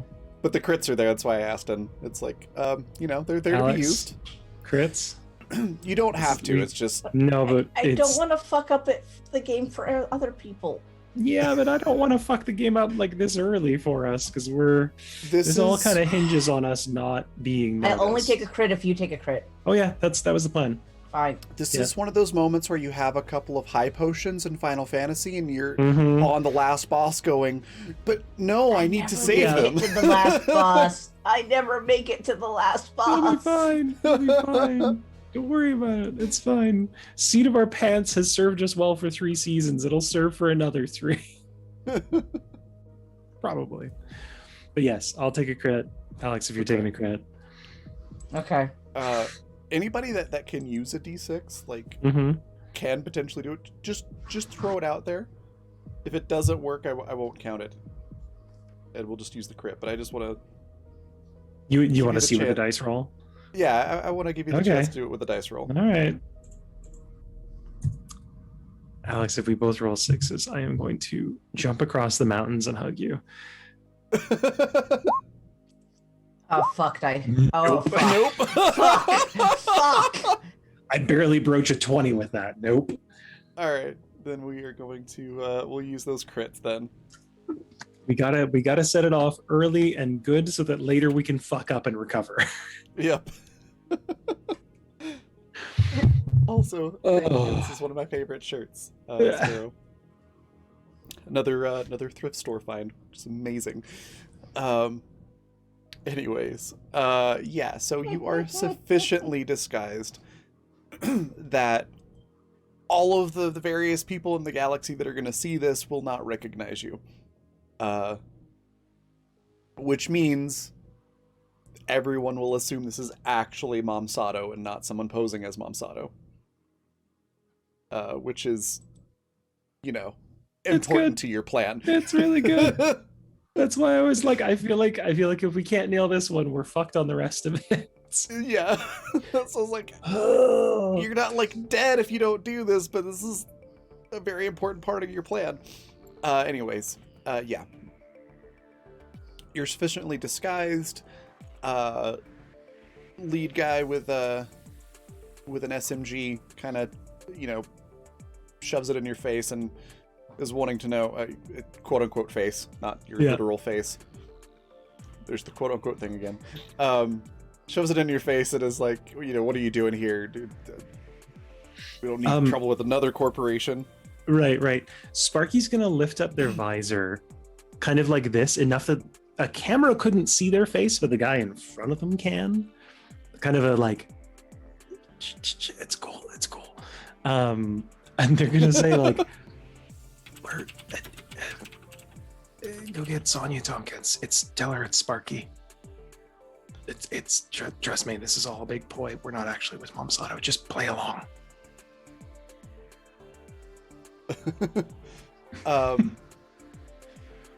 They give you a confused look for a second, and then sort of like slap at somebody else's shoulder. Go tell her the thing. Okay. They continue to be unfriendly towards you until that person a few minutes later runs back, very out of breath, and gives a nod, and they warm up a little bit. They're not quite as cold. Cool. They're still wary though, and they escort you to the office. Yeah, that's fine. I think Sparky will make sure the guns like come with them so that they don't have to do a return trip kind of thing. Just do it all in one go. But they'll be like, we'll bring these into the compound. These are yours. but they won't say any of that until they're well in the building. Yeah, gotcha. Yeah, they kind of catch on to what's happening, and they let you bring it in. Cool. And yeah, you're able to go into the building, which is half collapsed. It's like, it's not literally a mine, but it might as well be, because they've got like sections propped up with beams and oh my goodness, things like that. It's essentially become a bunker. Yeah.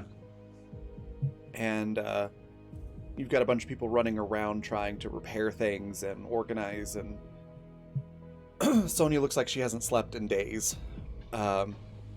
Hair's a mess, clothes wrinkled to shit and dirty, and she just sort of gives you this haggard look, like, what fresh hell is this?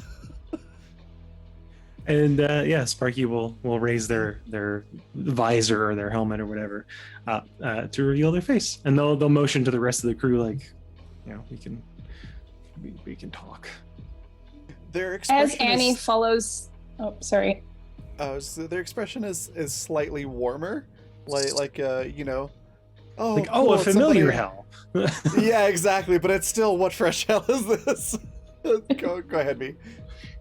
No, I was just gonna say, as Annie follows suit and like lifts the visor, she looks at Sonia and she just says, "Hey, Sonia, long time no see." What's it been? A couple months since we helped with the insurrection? Seattle also pops up his visor. It's the crazy guy who blew up shit behind them. Yeah, she kind of gets that expression on her face. It's just like, oh no. But she waves you over. It's just like, why are you disguised as Mom Sato?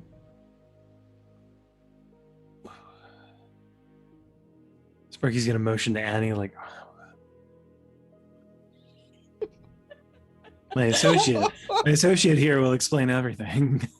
I love that anytime Sparky's like, "Ooh, anxiety," they're just like, "Annie, darling, would you like? Would you like back to to you, take Annie.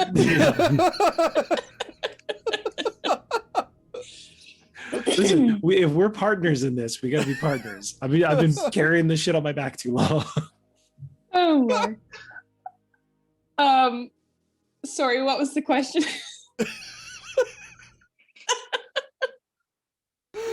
Sonia asked why you're dressed up like Mom Sato. Right.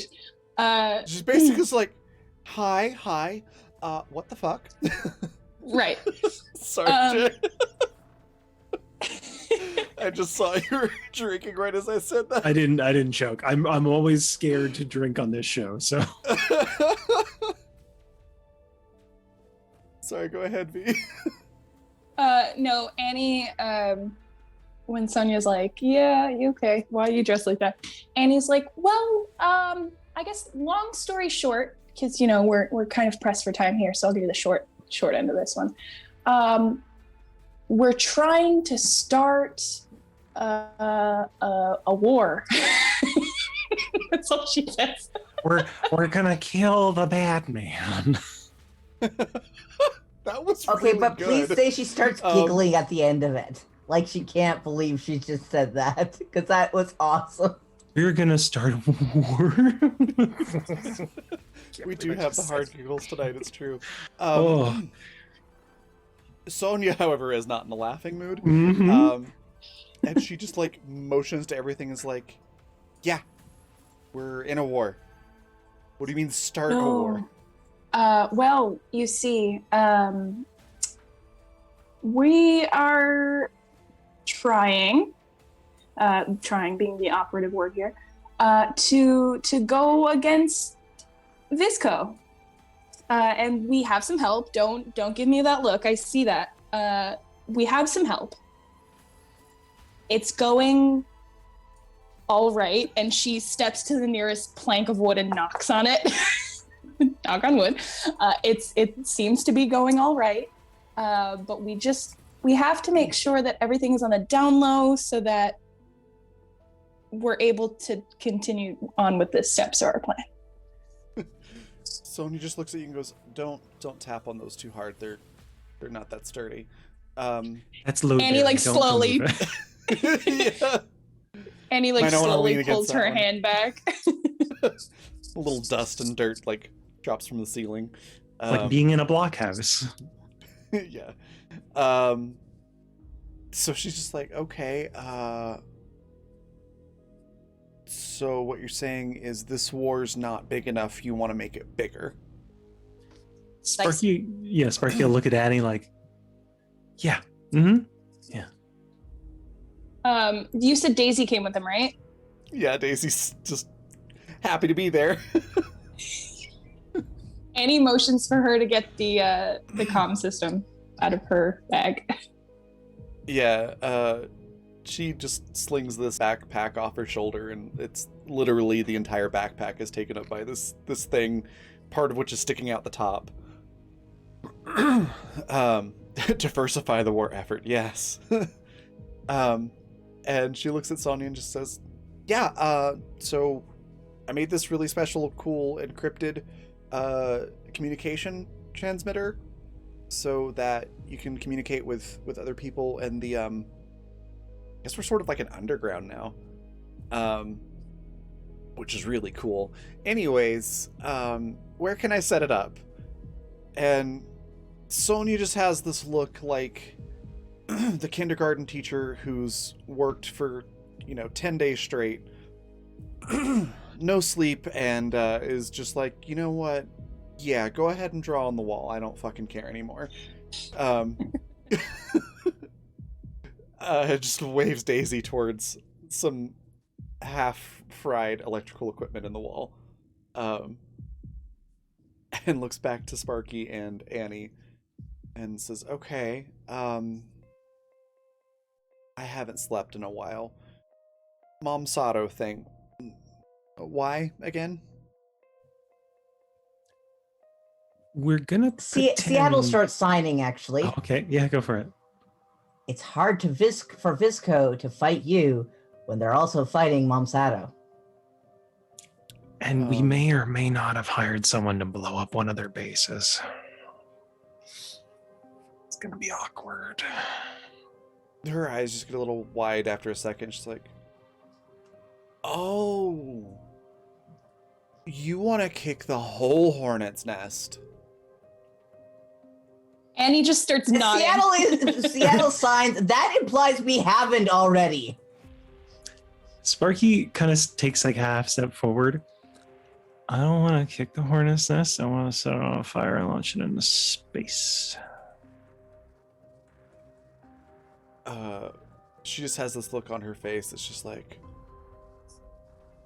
oh, I fucked up. Oh, these were not the right people. Oh no. Oh, I fucked up. Oh, I gotta call my mom. Oh, these guys are actually gonna do this shit. Oh, that Mom, was come the get me, delivery I'm of that. drinking beer. Oh my god, just the delivery was so perfect. Oh, I fucked up. Thank you. Oh. Yeah, I'm in danger. She gets that expression and goes, okay, no, I guess that would help us here in the short term at least. Oh, I fucked up. Still that expression. That's her expression in the pauses. She's like, what do you need from me? And how can you help us with... And she points to the half-collapsed building. This. Seattle gestures to the crates of supplies. Her face lightens up a little bit, and she's like, oh, yes, okay. This is super helpful. You definitely can tell, like, she is only focused on the next 5 minutes, not the next 5 months. Mm-hmm. Yeah, she starts like distributing stuff immediately, just starts handing out guns and aspirin, and things like that. And she looks at at both of you, Sparky and Annie, just like, could you like just handle things here for like an hour? Annie looks at Sparky. And Sparky looks at Annie. Annie looks back to Sonia and then kind of like out of the corner of her eye at Sparky again and then back to Sonia. Seattle's actually going to assign to Sonia. Excuse me. Who here is doing structural work?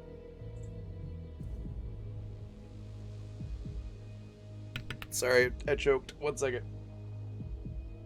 Don't die. Please don't die. Working on it. I just had something go down the wrong way.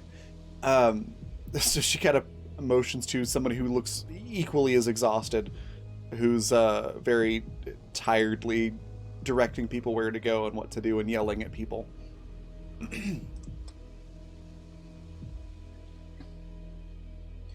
Seattle's basically gonna go over there and be like, look, what do you need done? I'm basically yours for the next hour.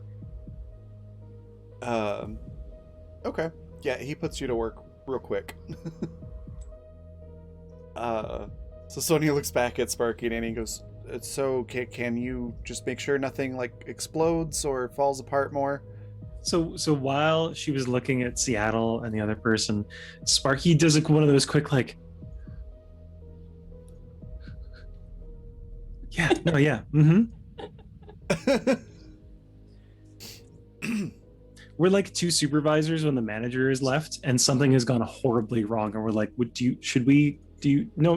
like, do you feel like should I? We can, yeah.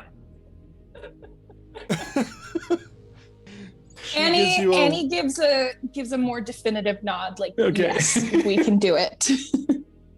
She gives you a less than confident smile and nod, walks about 6 feet to the side and collapses onto a crate.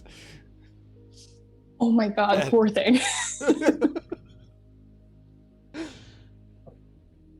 Head is snoring. So Sparky's gonna go track down where Daisy went off to with the comms and just send a quick message to Captain to let her know that we got down safe, everything's cool. We're gonna stay down here for an hour or two just to kind of keep watch. So Sonia can get some rest, poor dear. Stay out of sight.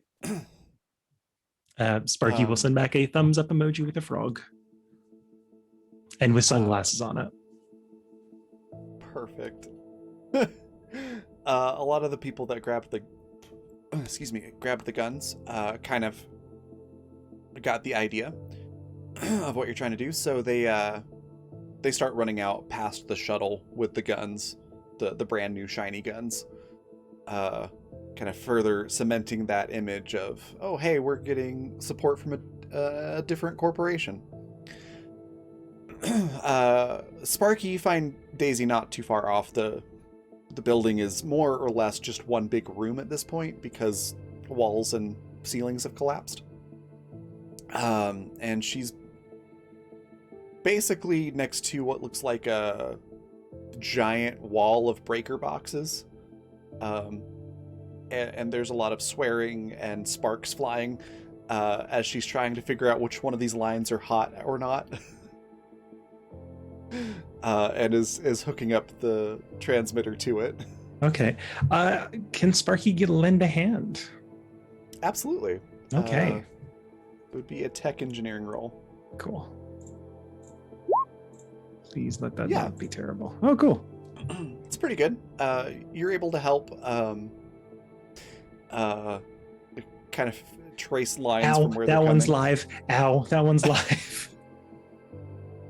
If Sparky does anything remotely like that, Daisy's just gonna do she doesn't have glasses, but if she did, she'd be looking down them with them at the tip of her nose. Yep, exactly. And would hand you a voltometer. Oh my god, the stupidest idea. Sparky holds it in their other hand, looking at it like, this isn't working. God, I am so tired. I am so sorry. It's totally fine. It's great. But yeah, between the two of you get it hooked up pretty quickly and manage to patch up a few other lines that are important. Okie doke. That's Sparky will be helping Daisy out and just kind of just doing that supervisor thing like, hey, do you need anything? Do you need a juice box? What flavor of juice would you like? We've got dirt, gravel, or gun. I'll take gun, please. Anyways.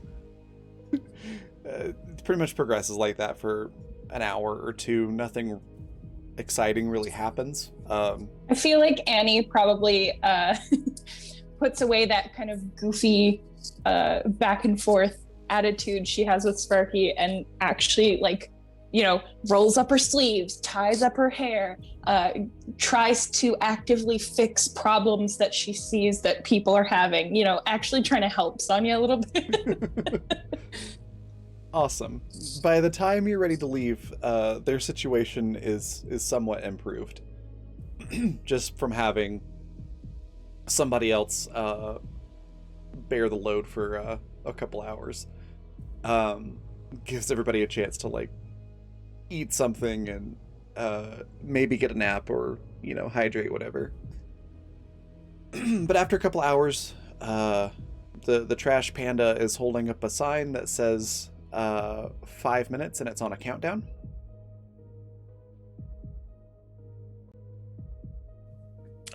So if Sonia's not awake, Sparky's gonna go over and about a meter before they get to Sonia, they're just gonna kind of hand outstretched, stop themselves, look around, and they're gonna look for the person that has been the most helpful in organizing things, the person that seems like they could kind of cover second in command for another hour or two. Okay.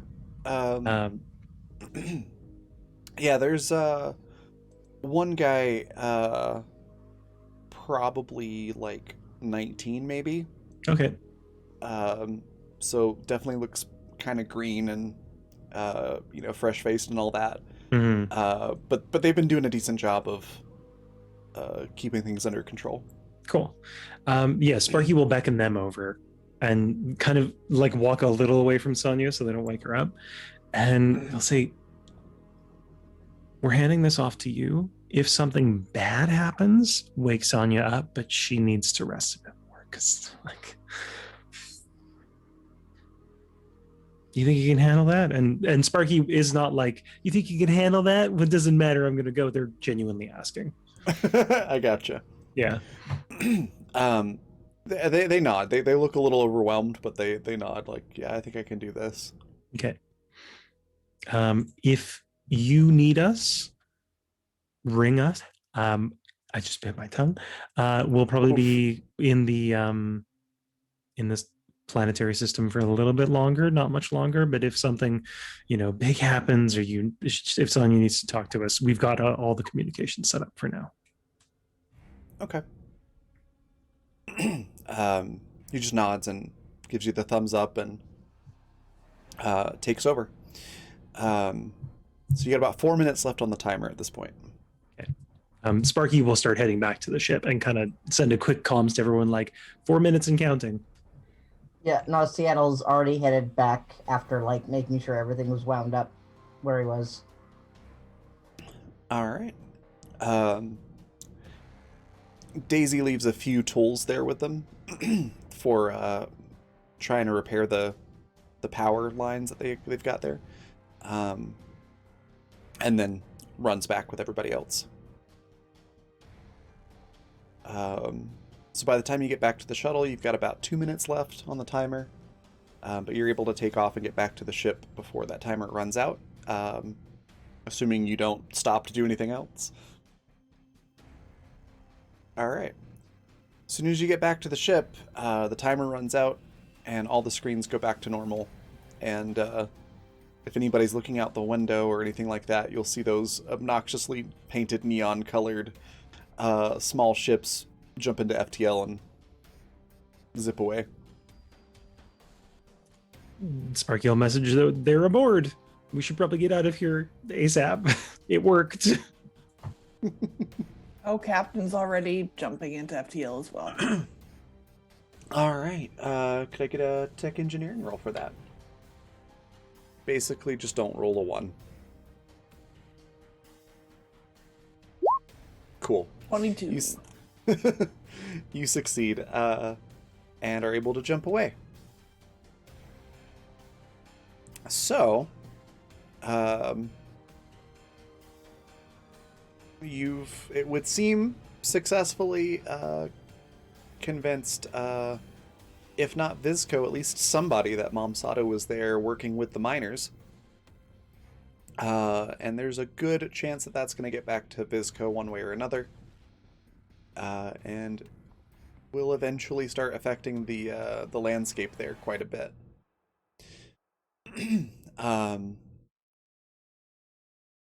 What do you want to do next?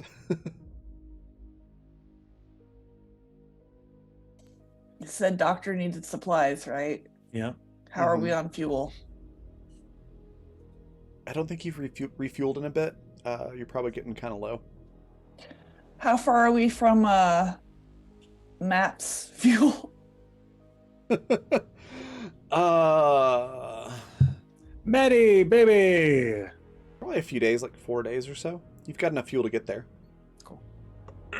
Why don't we go Yeah.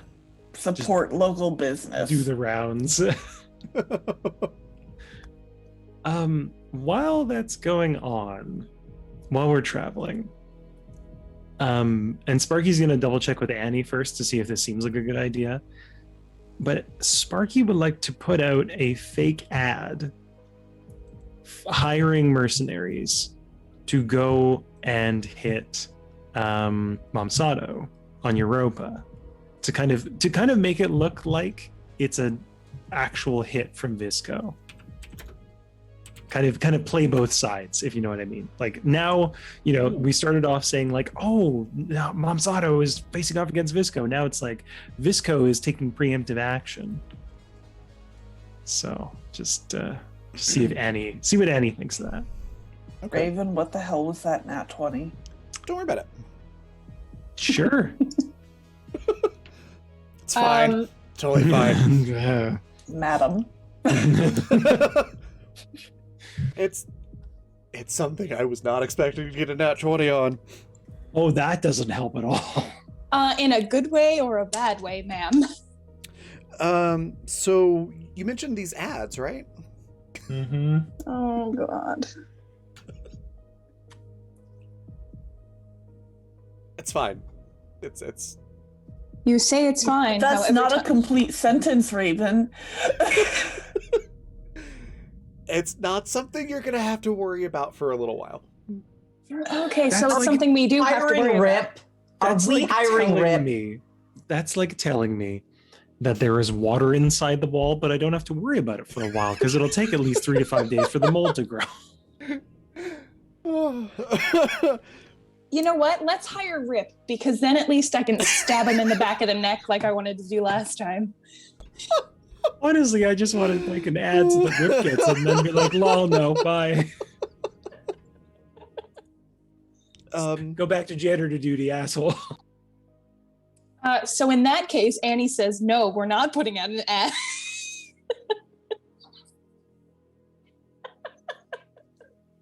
Sparky wasn't actually going to hire anyone for it. It was literally just to put out on the net that Visco was looking to hire people to hit the thing. And then we already know that Zevi and her crew are doing it. It's a setup, is what I'm saying. But if Annie's not cool with that, then Sparky probably wouldn't. No, Vanessa's not cool with that, but Annie would probably not, not know that a nat 20 was rolled on anything. So. That's true. We have no knowledge. Annie agrees with that on the stipulation that you allow her to try and get back into contact with the contact that she had, that in turn got in contact with the trash pandas. Right.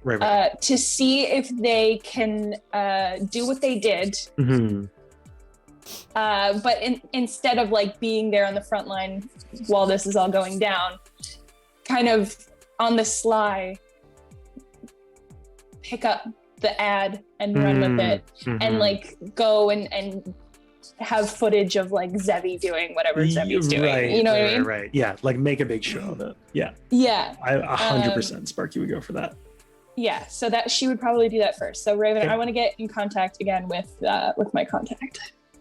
Okay. Go ahead and do the same roll again. Okay. Shady backroom dealings. It's not as great this time. Let me see. Can't all be So- 55s. That's a 40.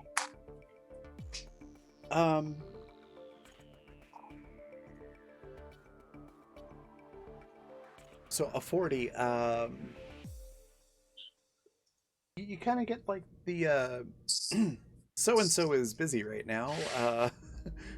Try again later. Boo-doo-doo. To get in Yeah. contact with her former contact or with the trash pandas? The person that you contacted at the beginning of the game. Okay. Fair dues. Fair dues. We can always wait too. Like we can wait a few days for it to go.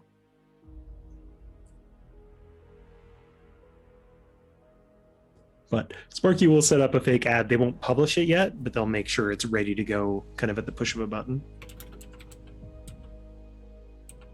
Okay. Yeah, to make the fake ad and make it look like Visco put it Mhm. out there, will also require some hacking. Okay. Sparky's So I will- okay at that. So I will need rolls for that.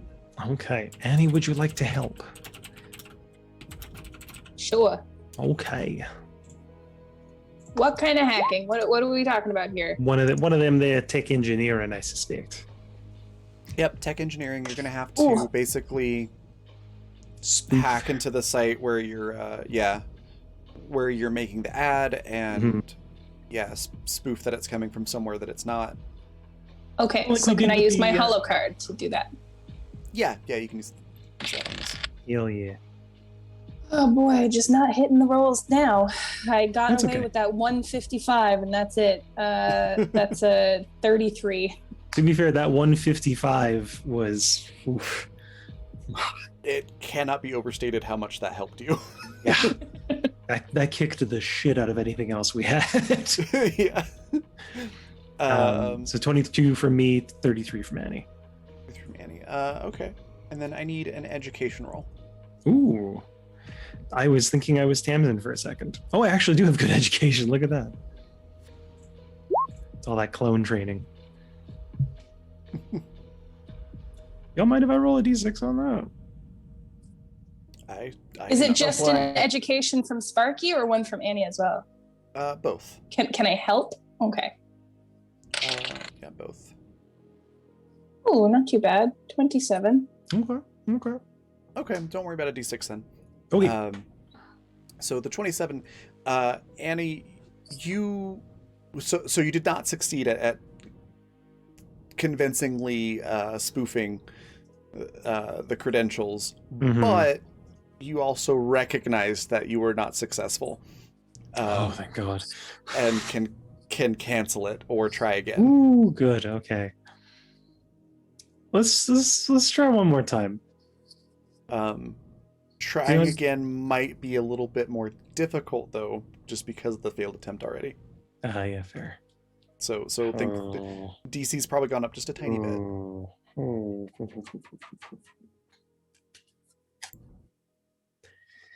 Do you think it's worth it, Vanessa? Now, I knew I shouldn't have taken that crit. Yeah, it's fine. We needed it. yeah, this is This trivial. is- Like, this is not a major. gravy. That was the whole meal. Yeah, exactly. You know, now I think about it, we probably don't need to put this ad out. Like, this is extra topping that we probably Yeah. don't need. Yeah. I mean, just as but a Yeah. yeah, Zebi's already there. So. Yeah. just as a hint from the GM, I mean, you could send it through Conchco, and just basically list yourself as an affiliate of Independent. BizCo. Or Oh, something yeah. like that. Yeah, subsidiary. Yeah. Yeah, it wouldn't that's be- dangerous ground, though. It is. It Yeah. wouldn't be as solid a deal as Mhm. copying BizCo, but it could get a similar effect with a little bit more risk. I think it's okay if we go with Conchcore doing the Zevi contract, and then having the propaganda saying that Zevi's crew were under contract by Visco, and we maybe just pay them a little extra to play along. Yeah, that works. Yeah, I mean that's risky, but that one at least we can like pay our way out of instead of like having Visco come down our necks right away. And we already know that they're very responsive to money anyway, so and they have a vendetta against Visco, so like yeah, I think that's probably our safest route. Okay. Good job, team. We're okay at this. Anarchy. Yeah. Sparky's like, anarchy. Annie does the same motion where she's like points to her own eyes and then yours. Anarchy. Okay. It's like having an in-joke with yourself and expecting someone else to get. When Sparky does look quite confused at what the hell she's doing, she does then go A-N, Annie, A-R-K-I, Sparky, anarchy. But also, like anarchy. Sparky has that confused but like totally on board look. Like you've just heard a song that you were like, I didn't know what I was getting into, but I like it. I'm in it. Like a golden retriever that's just excited to be there. There's no tennis ball here. You said there was going to be a ball, but I'm glad you're here. Yeah. Like, it was great. What are we doing? It's kind of like a Jack Nicholson smile. Like he just seems like he's confused, but he's happy. Yeah. I don't know why I just pictured Jack. Wow, I must be tired. Jeez. Thanks, I think Jack. that dude's wasted 90% of the time. I mean, I'd be pretty confused and happy too. Yeah, that checks out. I can only picture him from The Shining. Yeah, you're giving me distinctly face through a crack in the door that you've just made with an axe kind of smile. I'm more giving you him sitting there at the bar smiling at his own reflection. There you go. Oh my gosh. Yeah. I haven't seen that movie in a decade. What the fuck? Or in the car, like, what could go wrong? Or Frozen. Yeah. Anyway, sorry. Where did we land on the whole job posting thing? We're not going to do it. We're not doing it. We're going to Matt. Okay. Yeah. You've got a few days during that period of time. You get a response back from Zevi, who says she has the servers. Did you actually ask her to grab uniforms? I didn't. Probably should have. Let's go with yes. Yeah, just let's in go with case. yes. Yeah, that's not a bad idea. Okay. Yeah. Why do I picture Zevi just sending photos of like stripped down Mom Sato employees and just like standing in the forefront with this stone, just cold expression with a thumbs up? Yeah. Oddly Seems enough, on brand. that's Seems not on brand. far off from what I was about to describe. Oh no. Oh no. I expected her to be grinning and just like, Pretty much, yeah. That's really more what it is. There's a lot of selfies with her over unconscious security guards and stuff. They literally are unconscious, not quote unquote unconscious. This whole thing is new. I don't know.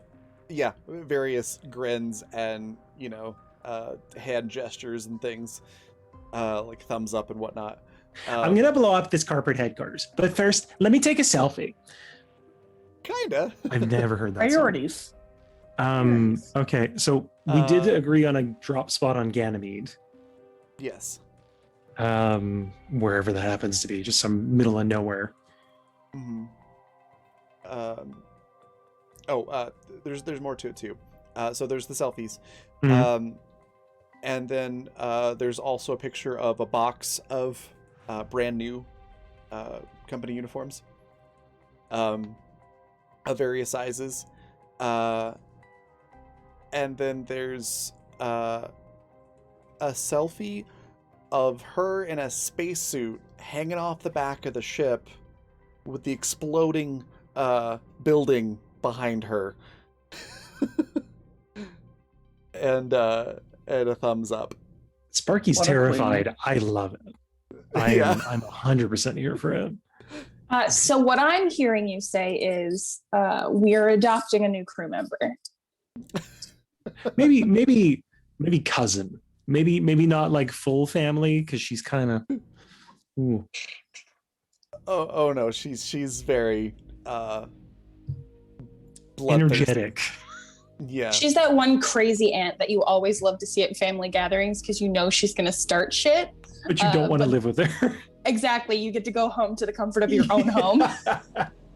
It's like being a grandparent. You're like, wow, I love this crazy little shit. They're your problem now. I got them all riled up. Here you go. Shake them up and hand them back. I'd say Zevi's more like the crazy aunt that you really enjoy at family gatherings, and then you get through random circumstance you ended up having to spend the weekend with them, and then you're like, Aunt Zevi, why are we at the bank and why are you putting a mask on? Oh my god. Aunt Zevi, it's not Halloween yet. Yeah. And meanwhile, she's like, shut up, kitten, get behind the wheel, keep the engine running. Exactly. That's Zevi. So what did you do on the weekend? Oh, my Aunt Zevi taught me to drive. Are you okay? Oh, these? No, it's superficial. The windshield broke. Just like totally Honey, nonplussed. you're 8. Yeah. Yeah. No, it's fine. None of the bullets hit anything important. Mm-hmm. Bullets? And Sammy said they weren't real. Mm-hmm. Yeah. It was a game. She's a kidder, that Aunt Zevi. Yeah. Anyway. Anyways, yeah. So you get all that. Okay, cool. You're on your way to go get fuel, and then presumably after that, go pick stop up by those Ganymede. servers. Yeah. And I think that's a good spot to start wrapping up. Is there anything anybody wants to do on the ship? Any like character interactions that you want to do before we close out? I think Sparky would actually seek Liam out. Okay. Yeah. Liam is probably still running piloting simulations on the bridge. Okay. Still don't believe that those are piloting simulations, but all right. Piloting simulations. No, they actually are. So yeah, Sparky will come up and do this again, the customary on the door frame, and kind of say Liam's name just so that Captain doesn't think they're coming for her. Because man, that's awkward. Okay.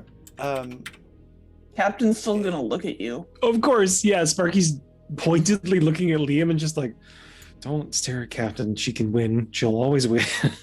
I don't need to blink. No.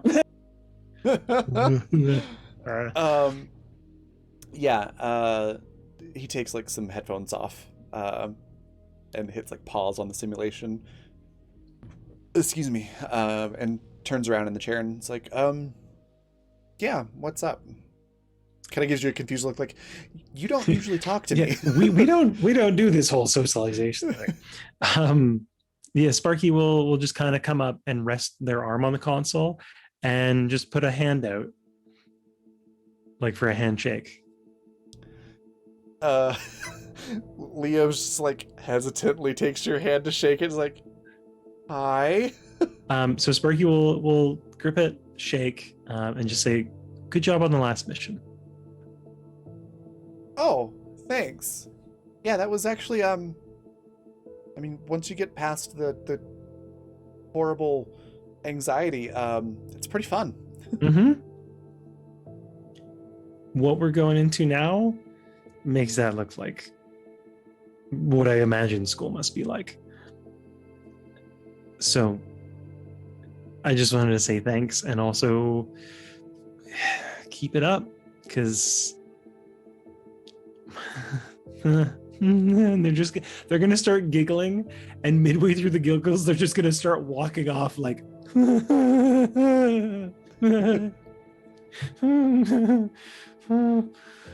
Captain's just gonna say, "Take a nap, Sparky." Liam sort of leans over towards the captain. Just says, "Should I tell them what I think our odds actually are?" Absolutely not. That's what I thought. Okay. And he puts the headphones back on and starts practicing piloting again. Perfect. I think that's a fantastic spot to end it on. So we'll end there, and next week we'll find out what new fresh hell happens. And maybe we'll find out what that Nat 20 was about. We'll see. It's going to be great. It's going to be fun. It's going to be fine. Meanwhile, our raid cry is Trash Pandas, which I have there in chat. Before we do raid, I'm going to let everybody say what their favorite part was, where we can find them, and anything else they want to share or plug. And we'll do reverse order, so starting with Lisa. Oh God, my favorite part.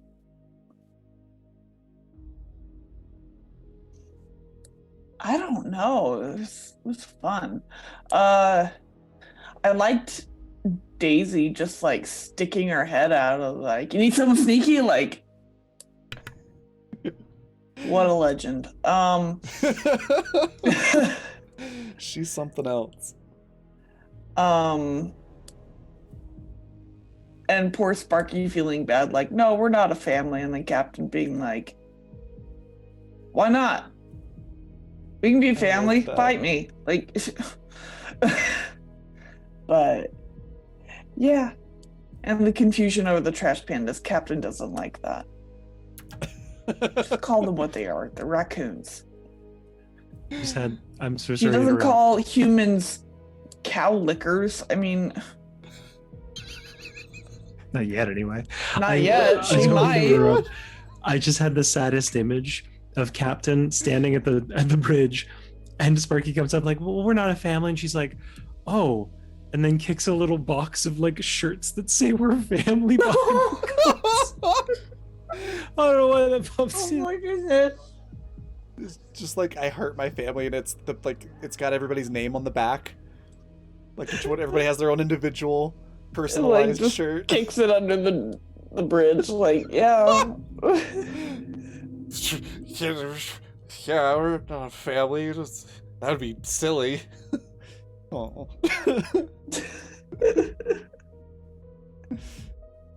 Congratulations, Captain has adopted all of us. Yeah.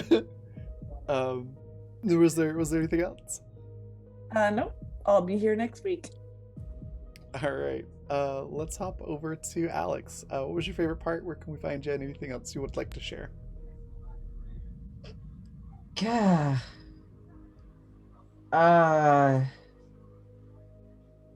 Favorite parts. Well, I can tell you something secret that will make only a sense to me and Raven. Oh, that would be super legal weaponry in this universe, lol. Yeah. Has everyone just got a secret subplot going on? I wouldn't say subplot, more like secret projects. I gotta admit, though, It'll be fine. okay, Annie basically forcing this pairing upon Sparky, and Sparky just be like, "I don't understand, but you're big and you're scary. You're a big scary lady. I'll do what you want. You're a big scary lady." That's pretty great. And then fucking just the absolute no hesitation of Sparky, like, well, Sparky immediately apologizing for saying family, and then Captain immediately going, "But we are a family." Like, just the sheer, like, no, there's no question about this. How dare you question the fact that we aren't a family? You are my family. It was just like, Yeah. My heart. But fucking Annie going full troll child is just, I love it when she gets the chance to just be a little bit, "Hey, you want to fuck some shit up?" Aren't you tired Also- of being nice? Don't you just want to go ape shit? Also, our allies realizing, maybe these people had a reputation for a reason. Oh, We're I just fucked no up. longer the bad guys. We're just no longer the bad guys now. We're the good guys, but we still have that same Good guys. good guys. Oh, I say Yeah. with sufficient quotation marks. yeah. Oh god, it's Sparky good not stuff. knowing what the fuck quotation marks mean. That was funny. Yeah, you can find me on Tuesday back here for Lara. Blub blub blub. Where we finally got some lore. After Raven spent 3 episodes trying to get us to read a book. Just sitting there like, read the damn books already. No, stop going there. No, read the books. Yeah, that was fun. That was a lot of herding cats, but it was good stuff. All right. And then anything else you want to plug? Yeah, you can find me on Twitter and Twitch at Can Chaos Art, where I post my artwork and stuff. Been a bit slow right now, but we'll be arting again soon. Awesome. Next we've got Vanessa. What was your favorite part? Where can we find you? And anything else you'd like to share? My favorite part was the absolute anxiety of thinking to myself, why has this thing only taken 1 episode and now we're flying away and nothing bad has happened yet? And I don't want to know what's going to come up next because there don't seem to be any repercussions at this point in time. So I'm frightened. Other than that,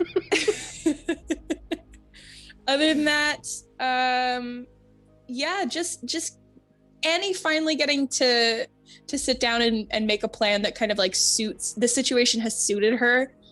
She kind of got to use what was available to her, not necessarily that she knew was available to her, obviously because she still doesn't remember her past, but skills that were there, and she finally got to put them into practice despite everything that's kind of happened to them so far. Just having her be able to step up to that position was really, really fun. And I'm actually really glad that it went the way it did.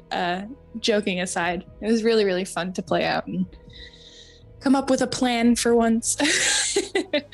But yeah, I'm excited to see what that Nat 20 brings us, hopefully next session. That's gonna be fun. Mm-hmm.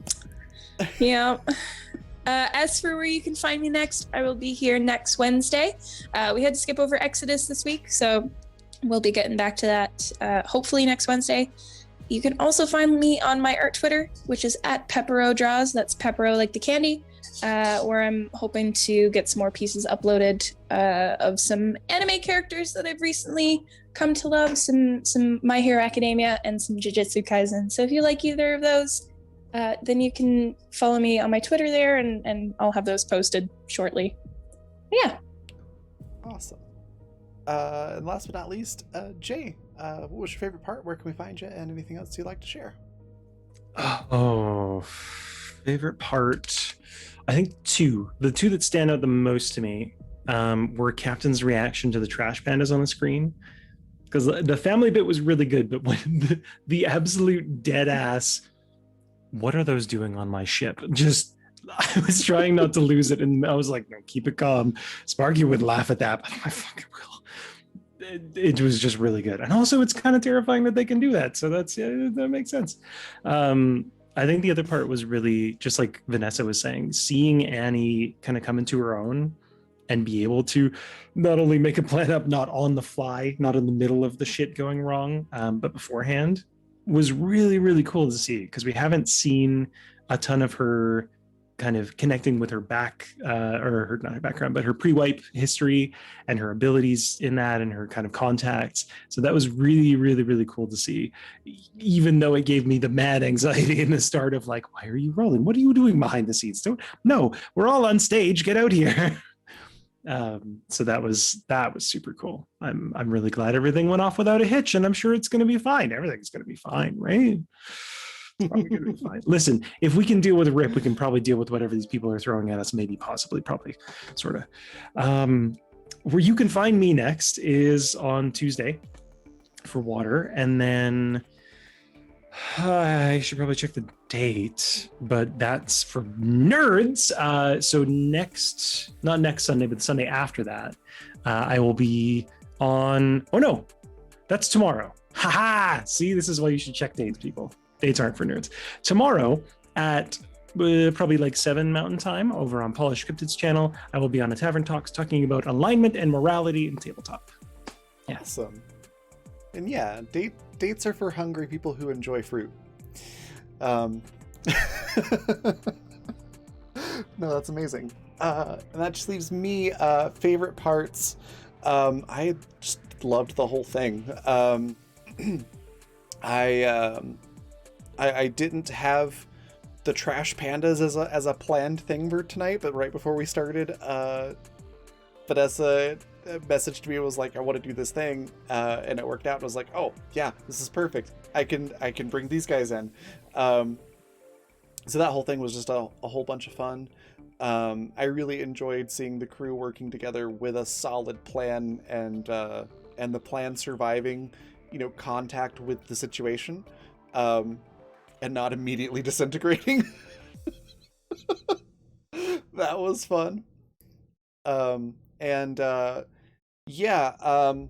Basically, since the whole thing started with we're going to take on the corporations, there are certain things that could happen from that that I just did a roll for, and I was like, well, we'll see what happens, if certain variables were a 1 or a 2 on the options, and then I had a red nat 20, and that's going to be really interesting.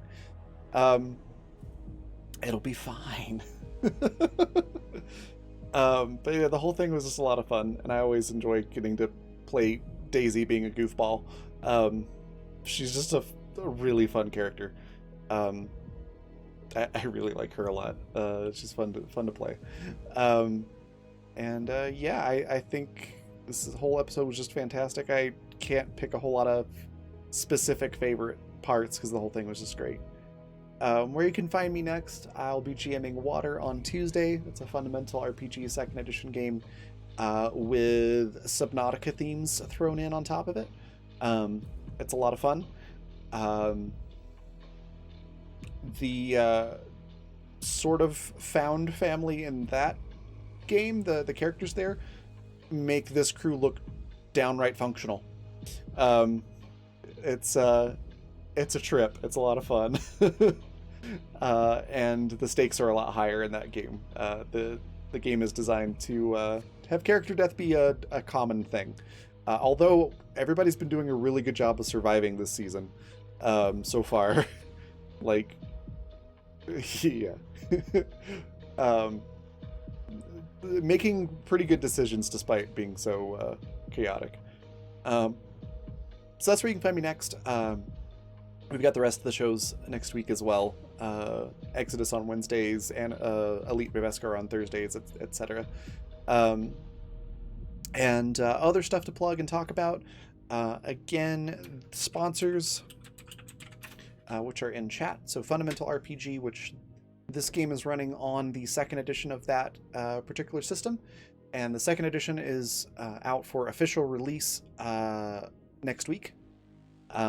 So if you want to pre-order that at the discounted price, you've got until the end of the day tomorrow. And you can get that at coffee.com/raven/shop. After that, the prices go up a little bit.